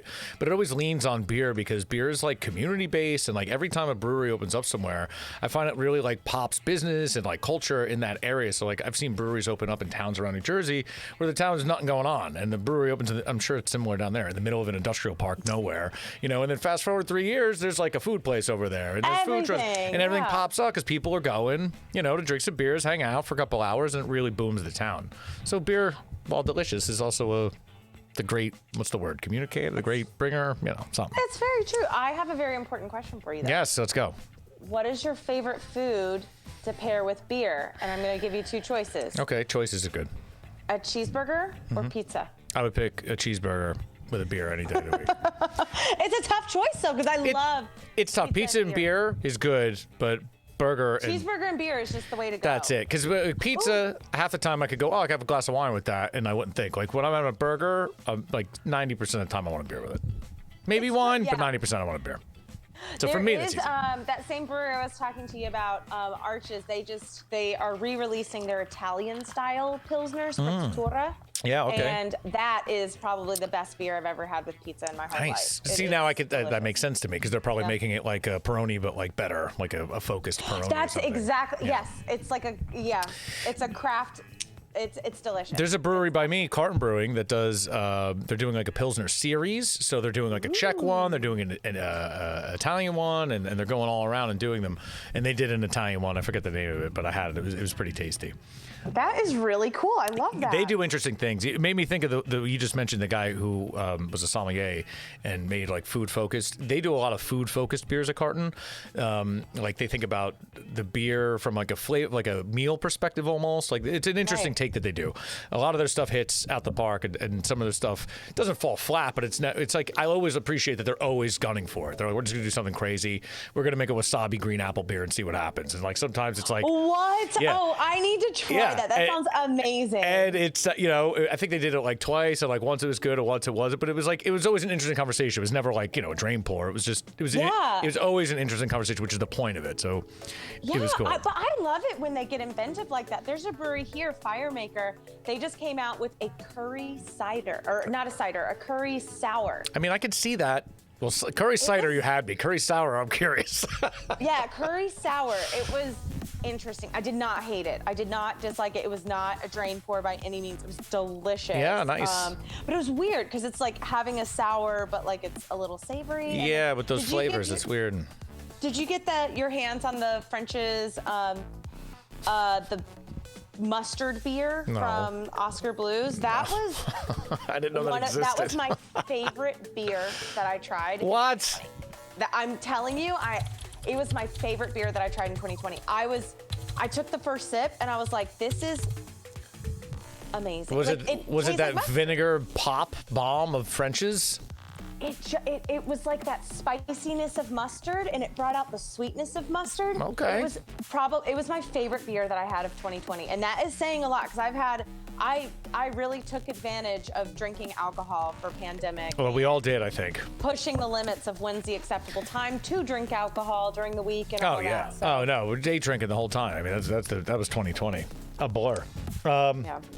So I'll ask you a little bit about, I mean, we can talk about beer all day, but I'll ask you a little bit more about like Georgia and like maybe some of the food and stuff that's going on there. So like, Georgia peaches, everyone knows, apparently pecans are the thing. Are you just waking up in the morning eating handfuls of pecans and chewing on a peach? That's all we do. That's it? All right. Well, that was easy. And then Vidalia onion soup for dinner. Is that the bit?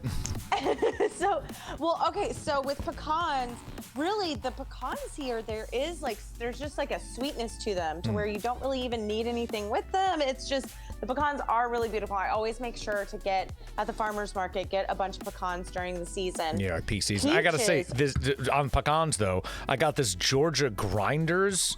I don't know if you've had this as a thing. Fantastic peanut butter. I have a jar in my fridge. So this is pecan butter. I was like, let me get the pecan butter to try it, right? And I was like, okay, cool. I like pecans, like pecan pie. I've eaten raw pecans. Like I get the bit.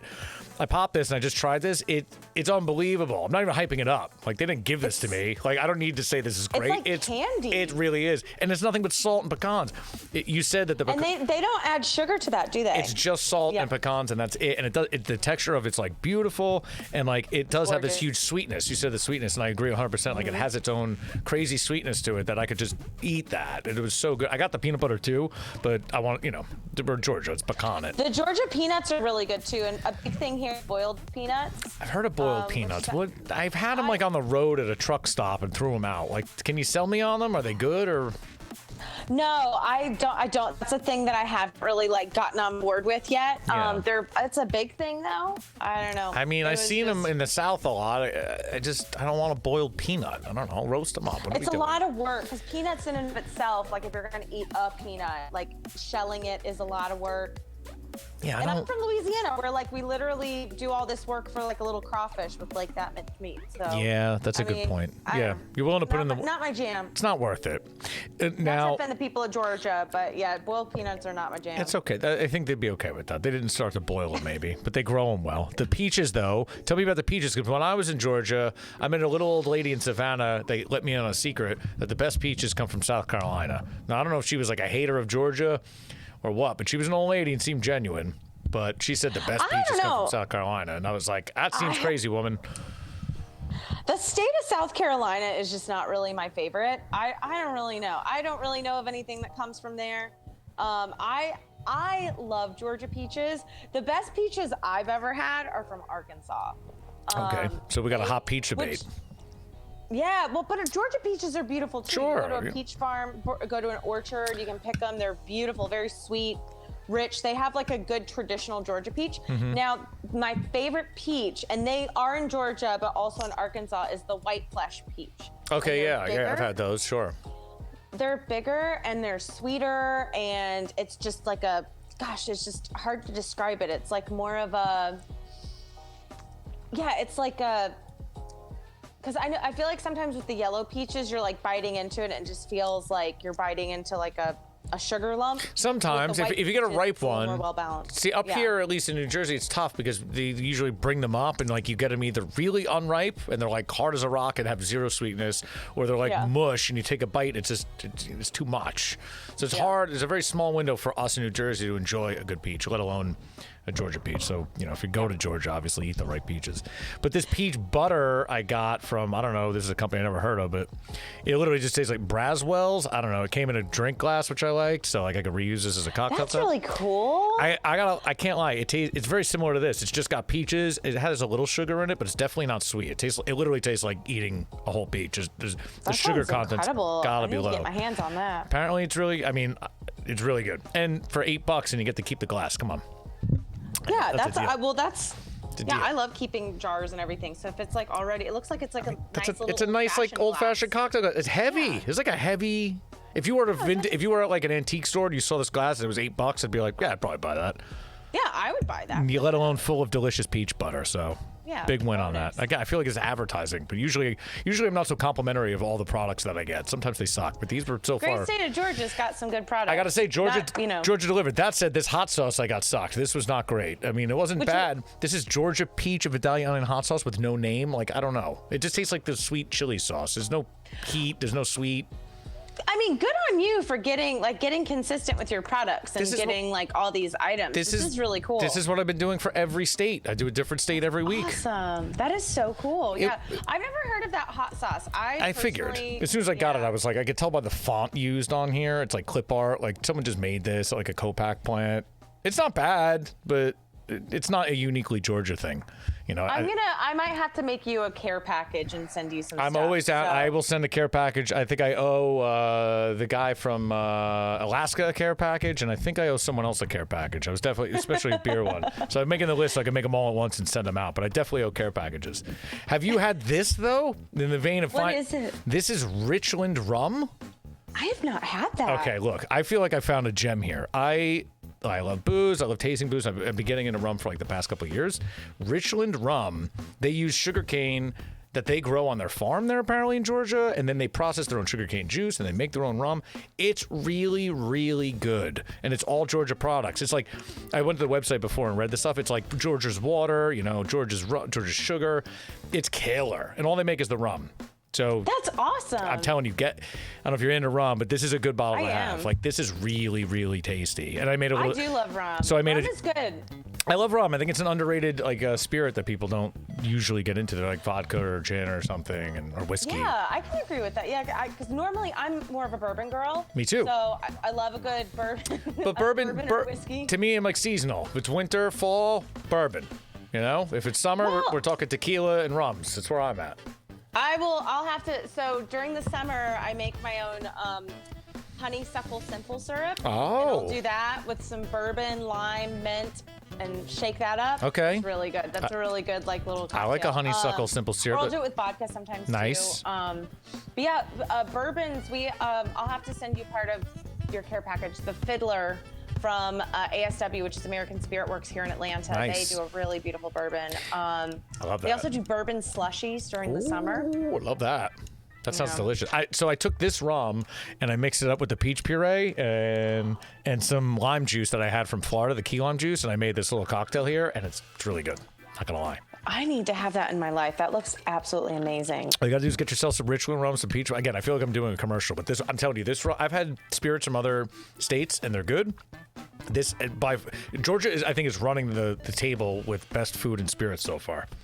Like this That's rum. really great. That makes me so happy. I mean, the rum is killer. I can't tell you how good that rum is. I've had bourbon from a couple states. The Alaskan gin was really good, but I think it's probably hard to get your hands on. This was pretty easy, and the peach butter's killer. Maybe I just picked the right stuff. I don't know.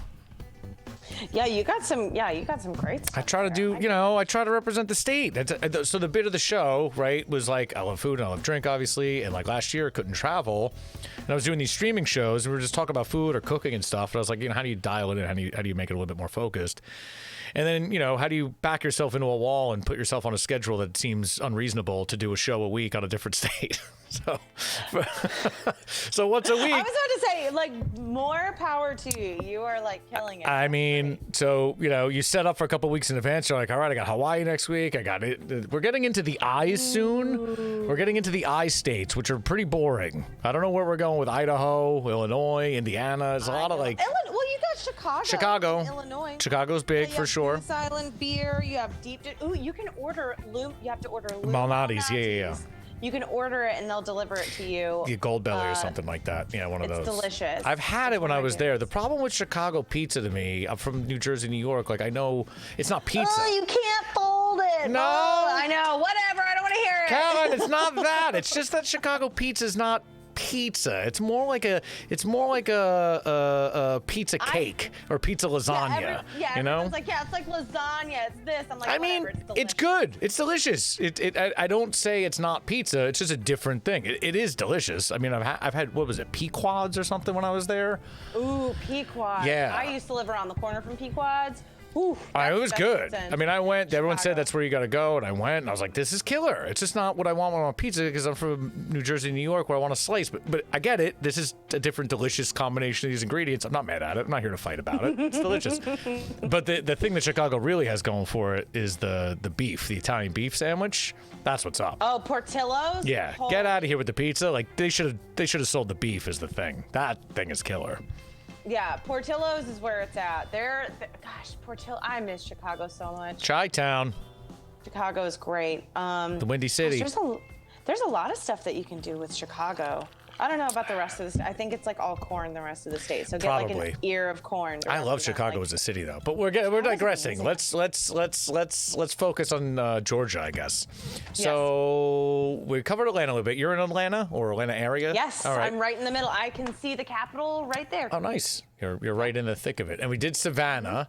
So I'm looking at the map like of other areas. Macon. What's going on? Oh yeah, Macon. What's going on there? It's not too far from Atlanta, I guess. Looking at it. It's just a small big town. Do you guys do barbecue out there? What's Georgia barbecue like? We have some great barbecue here. We have like Das barbecue. I'll send you some barbecue sauce. Barbecue's pretty killer. It's a more sweet barbecue. So I did order a barbecue sauce that didn't make it here in time, and it was from. And tell me if you've heard of it. The guy called me after I ordered it, and he couldn't be nicer. It just didn't get here in time.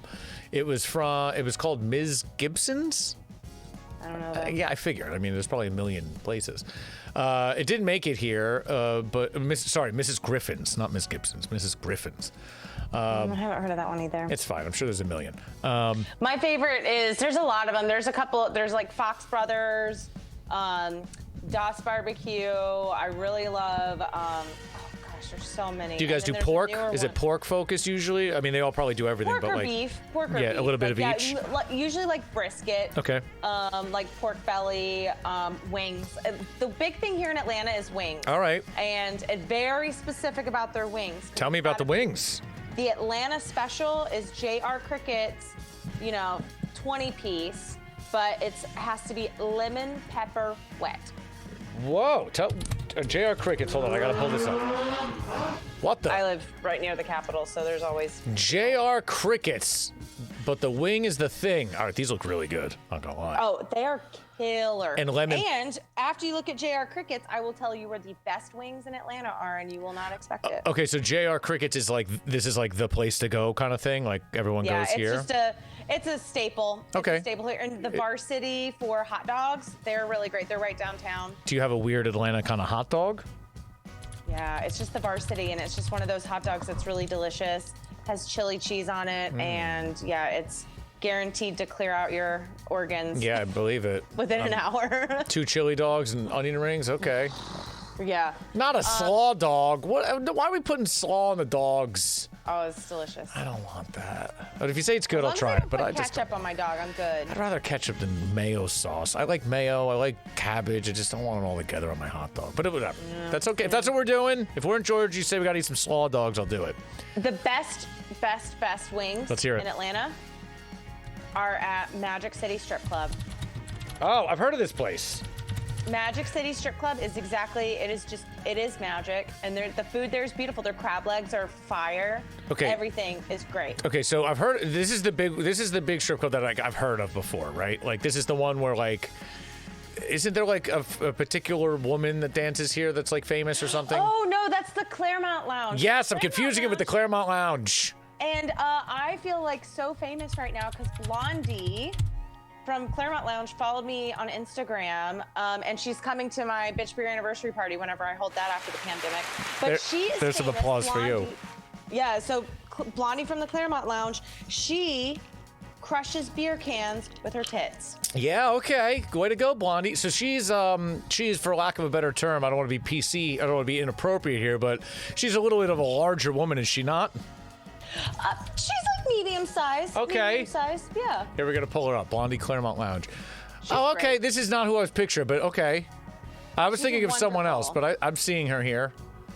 She is an Atlanta staple. Oh, she she's is just the sweetest. Yeah, she looks fantastic. She looks great, and she has such an amazing spirit. Okay. She stands up for social justice. She uses her platform for good. Okay, she's cool. I was confusing her with like some other like obnoxiously grotesque person that like was dancing at one of these strip clubs. I've seen her, I think on like Bourdain's show or something. She looks very familiar. I wonder if she was on that show. I'm actually not 100%. I feel like I've seen her on some shows. Like she's famous. This chick's famous, Blondie. Like I've seen her definitely around. I mean, not my streets, but she's familiar looking. She's wonderful. She's just such a beautiful spirit. And yeah, she's 64 years old. Good Lord. Just turned 64. I mean, good for her. I mean, if you can live your whole life doing what you love doing, like you never work a day in your life. Yeah, that's what they say. Congrats to Blondie. She's the best. Okay, so she's at the Claremont, which is a whole different weird strip world. But Magic City, apparently also, I guess on the world of strip clubs, Atlanta or Georgia as a whole has the greatest strip clubs. I agree. Okay. Yeah, Follies is another one of them. For my 29th birthday, I got a concussion at Follies. You got a concussion at a strip club? Yeah, for my 29th birthday. I mean, was it worth it? Oh, totally. Okay. Totally worth it. It was a great time. Yeah, Atlanta strip clubs are wonderful. All the women are beautiful, and the strip clubs are very focused on making the women safe. And it's all about performance. It's beautiful performance art. These women are doing amazing acrobatic moves. Just really, it's an art form. And they put a lot of attention to detail on the cocktails, the food. I love a good Atlanta strip club. Yeah. The Cheetah Lounge is another fan favorite. It's right next to State Farm Arena and sort of downtown next to all the like sports areas. So a lot of sports people go there. Yeah, and it's very body inclusive. It's very diverse, which is not something you see in other strip clubs. I've lived in a lot of different places. Right. Some strip clubs, they're just not like you just go in there and it's just like all the same like little blonde white girls all around. So that's to accurate. Be in a city that really embraces the figure of women, but also all shapes and sizes, all races, all backgrounds is really beautiful. I love that. To see, yeah. It's all right, really let me beautiful. book my flight to Atlanta. Let me just get that. Yeah. So, and then I'm looking at the menu for Magic City. So the reason you are here, wings. I mean, they are not making bones about it. That they are all about the wings here. 10-piece. You can pay extra for all flats or all drums. I kind of love that. Yeah, a lot of people are like, "Oh, I'm only flat." It's like a debate here, flats or drums. And I'm personally a drums person. I prefer drums, but I'm equal opportunity. I'll eat both. There is a famous food blogger here, Megan, and she is Hungry Girls Do It Better. She can take an entire flat chicken wing, full chicken wing, put it in her mouth, and pull it out with not a single strip of meat or tendon on it. I've done that. Come on. No, you need to see her do it. It's like the most amazing thing I've ever seen. It's an art form. All right, we'll put Hungry Girls Do It Better. She has, yeah. Hungry Girls with an S. And she's a little girl. She's like little. I mean, she's a woman, but I mean, she's like a tiny woman. And you see her just like devour like a chicken wing, like she's some sort of velociraptor, and it's adorable. It sounds like I need a trip out to Georgia to party and drink crazy lagers and crush wings at strip clubs. This sounds like a fantastic state so far. Literally, this is like what I'm going to be doing this weekend. Oh, it's amazing. What am I doing in New Jersey? Every state I talk to people from, like, what the hell am I doing in New Jersey still? So lemon pepper's the thing. I'm looking at the menu here. Sorry, yeah. I just have it. Well, so you just had Florida Hot Mama Ashley on. Yes, she was great.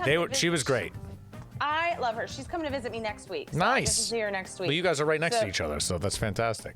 Yeah, she's adorable. She is so sweet. Her and her husband and their little adorable baby. I didn't see their baby, but the husband was chiming in with facts from the sidelines. He was great too.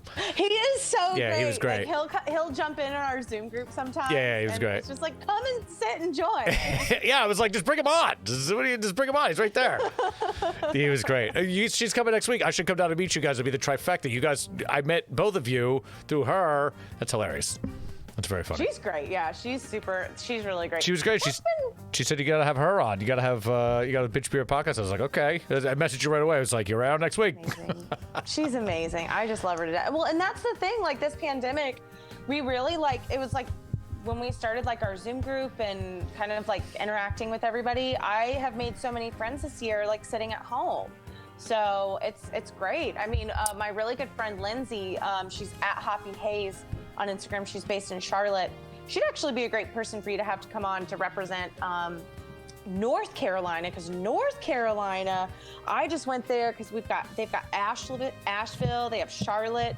The beer industry in Charlotte is really popping off. There's a lot of great food. I mean, I'm always looking for guests from any state, so anyone who's, who you would suggest is good, that's definitely a vote of confidence, so I'll definitely look them up. Yeah, she's great, and I'd only met her on Instagram and Zoom, and she came to stay with me for like 4 days, and I was like, yeah, you can stay at my house. And then I realized, like, when she showed up, like, on my doorstep, I was like, this is the first time we've met. This is hilarious. Don't be a serial killer, please. But we had a great time. It was great. She was not a serial killer, and I was not a serial killer. Well, that's good. I think most people are not, but you never know. Like, that's the thing, right? I guess you never know, but I think most are not. I think the amount of serial killers are probably low. Yeah, it's never the people you expect. That's what they say. Like, oh, whoa, didn't see that coming. Yeah, like you might have been friendly with her and had a couple beers in the middle of the night. She came in and like had the knife, but it's like, she was really nice. Yeah. Just give me that lager. I don't know. She shared that mustard beer with me. Maybe I'll just not kill her. Who could say? So chicken. I'm looking at the wings. Let's close this. The French's mustard beer you got me through. All these great breweries. Monday Night Brewing I want to go crush. Yeah, Orpheus Brewing too. Orpheus Brewing is really great. They are really wonderful with like sours and like wild fermentations. Their can art is beautiful. Orpheus Brewing, don't look back. Are there any breweries that stick out? These are all in Atlanta, the ones you're telling me, I'm assuming? My favorite brewery outside of Atlanta is what's outside? Wild Leap in LaGrange, Georgia is beautiful. And actually, LaGrange, Georgia, that's one thing about Georgia. All the little towns in Georgia are so stinking cute. They all have like a town center with actual shops, independent restaurants, so any of these like little towns like Columbus or LaGrange or Augusta. Oh, Augusta is where the Masters are. But these they have like really cute town centers, and Wild Leap is amazing because LaGrange's town center had kind of disappeared, and I featured them in an article that I wrote, and it was just about how craft beer breweries are revitalizing the town center, and they really did with LaGrange. I'm looking at the topographical, and usually like the way I travel, like I'll zoom in and see how many kind of like points are highlighted when you zoom in, but it's just like you said, like this looks like a great, cool little town. Like I would easily roll into this town and spend a day or two without even dialing in. It is beautiful. LaGrange is very beautiful. They have really cool little restaurants around there. They have like Wild Leap and the Beacon is right there. There's a lot of fun restaurants. The actual tap room and brewery is in the old Ford showroom. So It was like this huge showroom in the 60s. So it's absolutely stunning. That's fun. Their beer is beautiful. They have all these variants of Alpha Abstraction. I believe they're on 16 right now, which is, I just tried it the other day, and it was like drinking guava out of a coconut. It was so good. Their hop combo was insane. I want guava out of coconut. And they have really great stouts. They have a cinnamon roll stout that is just to die for. Wild Leap is my favorite. Great beer. I'm looking at their lineup right now. Yeah, really nice. Good can art. Great. It's beautiful. Great setup of beers here. And the people that work there are really amazing people. And they actually just started brewing last year. Distilling vodka. And their vodka is incredible. I would definitely put it up there with a Tito's or a Cat Head or really any larger spirit any day of the week. I actually have some of their vodka in my kitchen right now. It's delicious. I find a lot of the people I just meet in the South, the minimal time that I spent down there, they were all great people. Like, at least where I was, like everyone I met was like, couldn't be, I was born and bred in New Jersey, so like when I went to the South, the first thing I noticed was the speed. Everyone's slower, right? It's like that's like the joke, right? But after you're there for a couple days, you're like, oh no, this is just like the way of life down here. Like everything's just a little bit chiller. No one's really worrying about. Everyone walks a little slower. Like, but that's just how it is. But it's not necessarily that like the joke is like, oh, they're slow or stupid or something like that in the South. And that's not what I found. It's just their pace is slower. But when you talk to people, like there are people on the ball and they're smart and all all that stuff. It's not, you're not dealing with dopes. It's just a completely different kind of lifestyle that, like, you know, that city mentality never bled in, I guess, to the South. Maybe the cities are like that, but I don't think I spent that much time in the cities. Like I said, I was in Savannah and some outlying weird little towns, and it was just like chill Southern people. Even in weird parts of Florida, it's kind of like that. Well, and it's so funny you say that because I lived in Chicago for 6 years, and I moved straight from New Orleans to Chicago. So I went from like really chill, really slow pace to a really fast pace, and I just got very used to that. So, and like being up north, it's like little differences. Like when you're in the grocery store and two people with carts are about to go down an aisle, you rush in front to like make sure you get through. Because obviously, like me first. It's a grocery store. And then it's just like little things, like in traffic, you always like cut out in front of people, and you know, just. But also, like my stepdad came to visit me one time when I was in Chicago, and we were walking down the street, and he kept saying hi to everybody. He was like, "Oh, hey, how's it going?" And it's like a woman, and she's just like, "What the fuck? Like, don't talk to me." What are you doing? And he's like, "Why is everyone so mean?" It's like, "'Cause just leave them alone. They don't want to talk to you." And he's like, "Oh." It's true. The Southern hospitality is a real thing. Like people, they're just they will say hi to you. I forgot about that. Everyone says hi to you. You know, no matter where you are. Like if you're in a 5-foot proximity, you're getting coffee, you're leaving the store or something. How you doing? You know, hold the door. Hey, it's like. What are you trying to have a conversation? We got shit to do. What are you bothering me for? Why are you talking to me right now? Well, and then like my biggest culture shock, the week I moved back, the week I moved to Georgia from Chicago, I was like in the grocery store and I was at the like aisle and we made the eye contact, like, oh, who's gonna get in the aisle first? And the woman goes, oh, excuse me, after you. And I was like, I ain't Kansas anymore. all right, what do you? Angle. Loser, why'd you let me in front of you?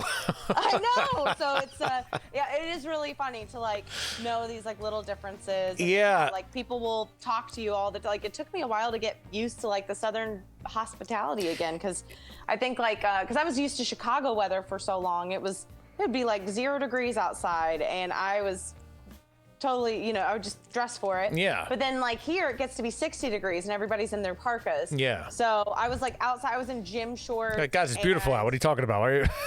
Yeah, like 60, it was like 60, maybe 55 degrees out. And I was in like my running shorts and like a hoodie. Right. And I went to the grocery store and this person behind me was like, you're gonna freeze to death with those shorts on and this, and he just kept talking to me and I was like, leave me the fuck alone. I'm so sorry. Am I allowed to? Oh, we curse all the time. Yeah, no, I curse all the time, and I just always go, I shouldn't have, but it doesn't matter. We curse, fuck yeah. Ugh, I have the mouth of an Irish dock worker, so I just have no, I curse all the my time. nuts sometimes. I joke about it. It's like, oh, I said I wasn't gonna curse, but it's like, it's just we're gonna curse. It's fine. I'm not censoring this. Silly. Yeah, I definitely tested the untapped happy hours bleeper thing. Yeah, they have a bleep. Stop it. I mean, your name is Bitch Beer Podcast. That's a thing. I mean, you're coming out hot with that. People should know. Yeah. I hate censorship. And then I had a senator on this morning, and I was just like, oh, thank you for coming on. Well, you play to the room, right? If you have a dignitary on or something, perhaps, you know, he doesn't want to hear the F-bombs or something. Yeah. Well, she's sponsoring a bill to help craft beer. That's one thing. That's another really great thing that I'll plug here in Georgia. Yeah. Georgia is making amazing strides politically.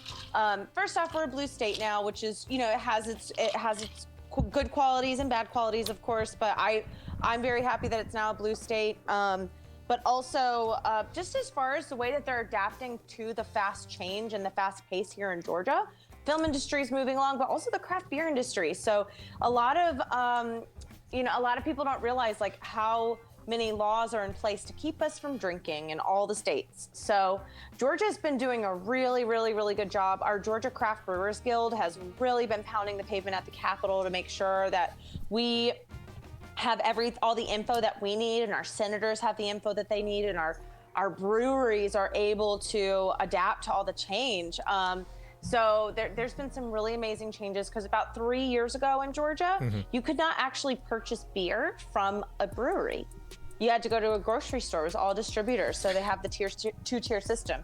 So in order to drink at a brewery, you had to purchase a tour of the brewery, and part of the tour then was you would the get sample, like tickets with your brewery tour. Now you can actually go to the tap room, have a beer, you can buy a 6-pack. There's still a limit on how much beer you can purchase as a consumer, which they're working on, but currently now it's a really great change that's happened is the transfer of beer. So they can transfer beer between 2 locations, which is great. But yeah, still, we're just trying to get the white-knuckled hands of the distributors off of all of our craft beer breweries' balls right now. Yeah, so. in Jersey, a lot of the it started out that way, where you go to a brewery and you had to either purchase like tokens, or you had to purchase, you know, a ticket, or, you know, there's clever ways to get around the system. But now, yeah, I think a similar thing. I think in a lot of these states where you know, craft beer starts becoming a larger industry and pulling a lot more numbers, the politicians get more involved because they realize this is a business boom. It employs people. It's good for the economies. You know, it's not this thing that there's such like I think in all the states, I guess, you know, the ABC laws, the alcohol laws are so restrictive. You know, and I guess that's like from prohibition. Like it doesn't even really make sense anymore. Like why, you know, there's such bizarre. You could buy 12 ounces of beer, but you can't. You know, like what? It doesn't even make sense. This is America. Yeah, man. This is freedom, man. Have you ever lived in a state where you can't purchase alcohol on a Sunday? No, but I've spent time in states where you could do that, and it's the worst. Yeah, you try to go out and it's Sunday and it's a dry state or whatever, and you can't buy. And then there's states where you can't buy beer and liquor in the same store. Those are out there. I don't know what it's like in Georgia. I forget what they're called.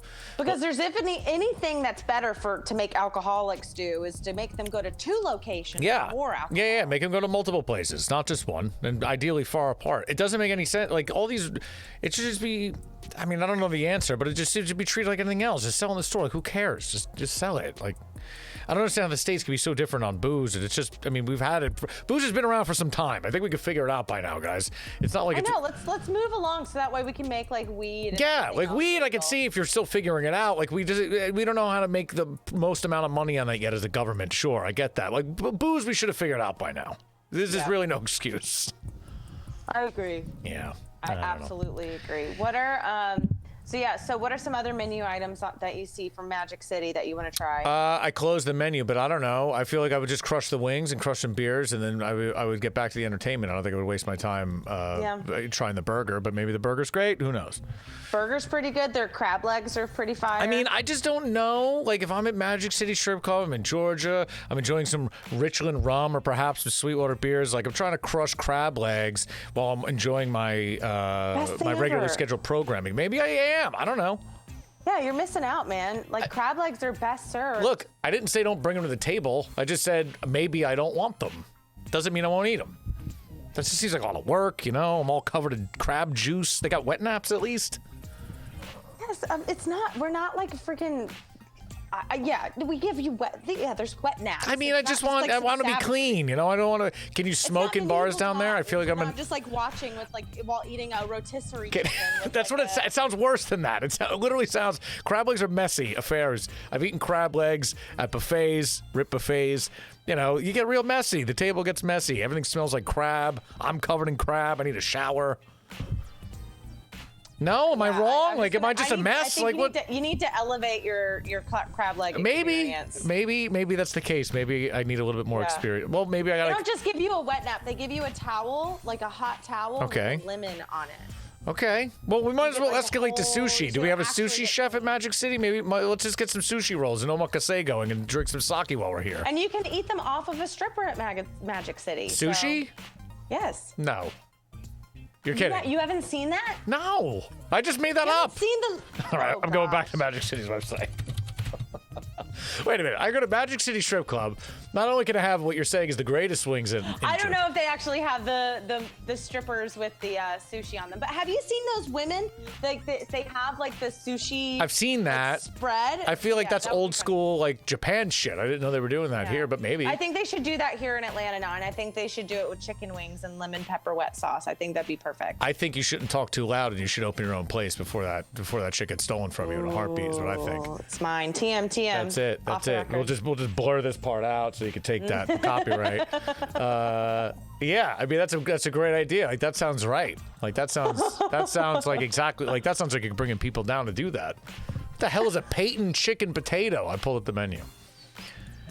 Side items. Oh, that's bringing it back. I don't want to eat a shrimp quesadilla. I don't know. Like, I'm just not hungry in a strip club.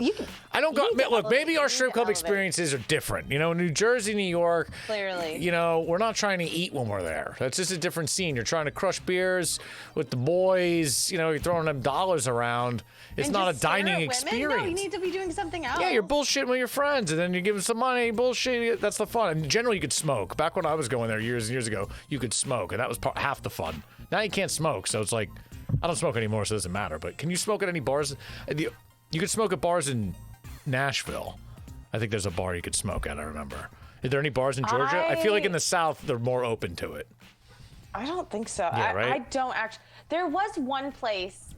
I feel like there's always one place in all those southern states. There's like, there's like, one place. There might be a couple. But you know what, to be fair, it has been so long since I've actually gone inside a bar. I'm always sitting outside, or I'm just too scared to go into a bar. Right, like in a bar, right? Catch COVID. Especially now with COVID, like I don't want smoke in the air. Now I don't even think about that. Like in New Jersey, it just doesn't exist. Like the concept of smoking inside is ludicrous. Like that's gone. But in these southern states, like I remember when I was in Nashville, there's a bar. I mean, they might as well call it the smokehouse. Like it was literally, the joke was you could smoke there, and when you would walk in, I'm not exaggerating, it was so thick with smoke you couldn't see 2 feet in front of you, and it was just people just chain smoking everywhere. And I was like, I guess that's the bit here. Okay. Oh man. Yeah, no, it's too much. Yeah. I quit smoking, but I was smoking there. I was like, I guess this is what we do. We have to smoke here, right? This is great, guys. And there's always like, because I've never been like an actual smoker. I've had like a couple of every once in a while. Sure. Yeah. But yeah, that's the thing. When you go to a place like that, you're like, well, I may as well. Yeah, we're here. Yeah, this is everybody else smoke. This is what we're doing, right? So light me up. Yeah, it's no good. No bueno. No one wants that. So what else? Are we missing it? Oh, I'll hit you with the one more thing, I guess. At least this thing I was looking at before. So you've been there for a couple of years. Maybe this is an old school thing. I don't know. Have you heard about this possum drop and the obsession with Georgia and possums? No. Okay, so when I was looking up stuff, there's something called the possum drop, and apparently, I'll tell you I'm looking this up. Look it up right now. It's in. I'll tell you what town it's in. Nope, this is the brewery you were telling me about. It's in Georgia's largest family-friendly in Tallapoosa, Georgia. No idea where it is. It's called the Possum Drop, and on New Year's Eve every year they drop a stuffed, like, taxidermy possum from a law firm into like a ball. Like, I didn't get the full story, but apparently they've been doing it for a while, and I don't get it. And then, as I was reading about that, Georgia has its own state possum, and I was very confused why Georgia's obsessed with possums. Well, I don't know. I mean, if you've never heard about it, that makes me happy because it feels like it's just a gimmicky, silly thing. Yeah, again, like once you get out into the country, like hillbilly town. Who could say what's happening out there? That's when it gets a little scary sometimes. You don't know what's going on out there. I don't even know where this is. Tallapoosa, Georgia. Oh, look. I'm assuming you're. Yeah, and I haven't even heard of Tallapoosa, Georgia, because I know gosh, there's like so many different areas. Tallapoosa, Georgia looks like it's literally on the dotted line that connects you to what's to the west of you. What is this? Like of the what is this, Carolinas? Bama? What do you got? Bama next to you? It's literally It's literally on the dot. Oh, to the west of me. Sorry, yeah, Alabama. Gosh, where is it? It looks like it's straight west out of, what is this highway here? Out of the highway that leaves out of Atlanta, 29. 20. Straight out, and literally right before you cross the border, Tallapoosa. I must have even driven through it, because I took 20 all the way to Dallas when I was going out there. It's on 76, it looks like. I mean, it's a tiny, tiny town. I guess they're just trying to they're like, look, we need some attraction. What could we do? And they said, let's just go with the possum. You know what? Props to them for figuring out what they like and making it an attraction to go see in Georgia. Because now, if I see the sign for that city, you're going. I'm going to make sure that I go and check out their possums. Well, props to you for respecting a little city like that, because I mean, just looking at it, looks like there's nothing going on there, and they just, they're trying their hardest. But yeah, I would stop. Just trying their hardest. I mean, their website isn't a try. Their website literally looks like it was like made in AOL in '96 or something. It's terrible. You know what? Just do what you know. So they're not trying to make the next, big restaurant or big skyscraper. They're like, no, we know possums. I mean, it says an estimated crowd of 10,000 celebrated New Year's Eve at the Possum Drop, December 31st, 2019. I find that hard to believe. But I mean, look at the pictures. There's a lot of people there. God bless America. Yeah, I mean, America. That's America. America right there. America is the possum drop. I mean, it really is. Just do what you want in your own little city, live your own little life, and make it happen. Yeah, little towns. That's what America's made up of. Just a bunch of little towns. Really is. It's great. Well, I guess I don't know what else we got. I mean, we could probably sit here and talk beer for hours, but we should cut it at some point. Caroline King, thank you so much. The Bitch Beer Podcast. Is there anything else you want to plug? You have a website or anything like that we could push out there? Yeah, bitchbeerpodcast.com. That's where I have my blog, my beer journal. Check out the podcast, SoundCloud, Stitcher, iTunes, and also Spotify now, which is very exciting. Yay. And yeah, my Instagram at bitchbeerpodcast. Excellent. Well, Caroline, thank you so much. I will hit you up. We'll exchange some care packages and hope you enjoy the rest of your day out there in Atlanta. Hot Atlanta. Awesome. Have a good, Caroline. Good chat. Bye. Thanks so much. Oh, she was a great guest. That was great. I'll say what I kind of always say, but it rings true. I love talking to these people from other states. It makes me so happy to have a chat with someone literally boots on the ground in these states, a little bit of an insight as to what's going on there.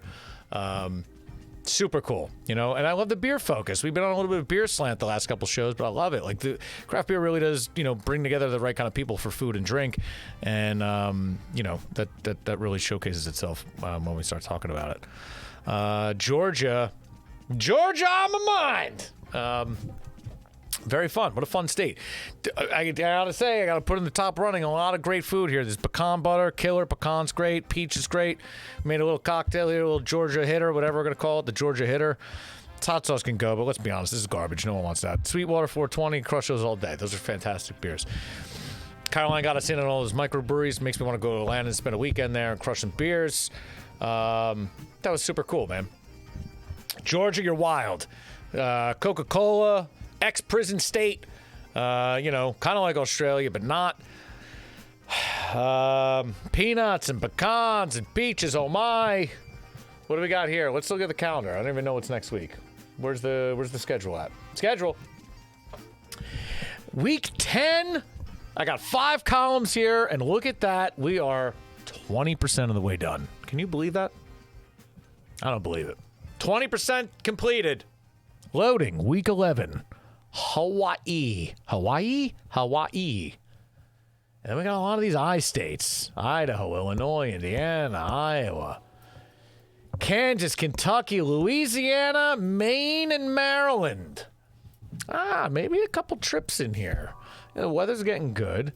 Maybe we want to take a little trippy trip. Maybe we want to go a couple places. Maybe we take this show on the road, you know what I'm saying? Get a little vaccine in you. Hit the road. Know what I'm saying? Maine. You know what I'm saying, Maryland? Know what I'm saying, Nolans? I'd love to visit some of those states.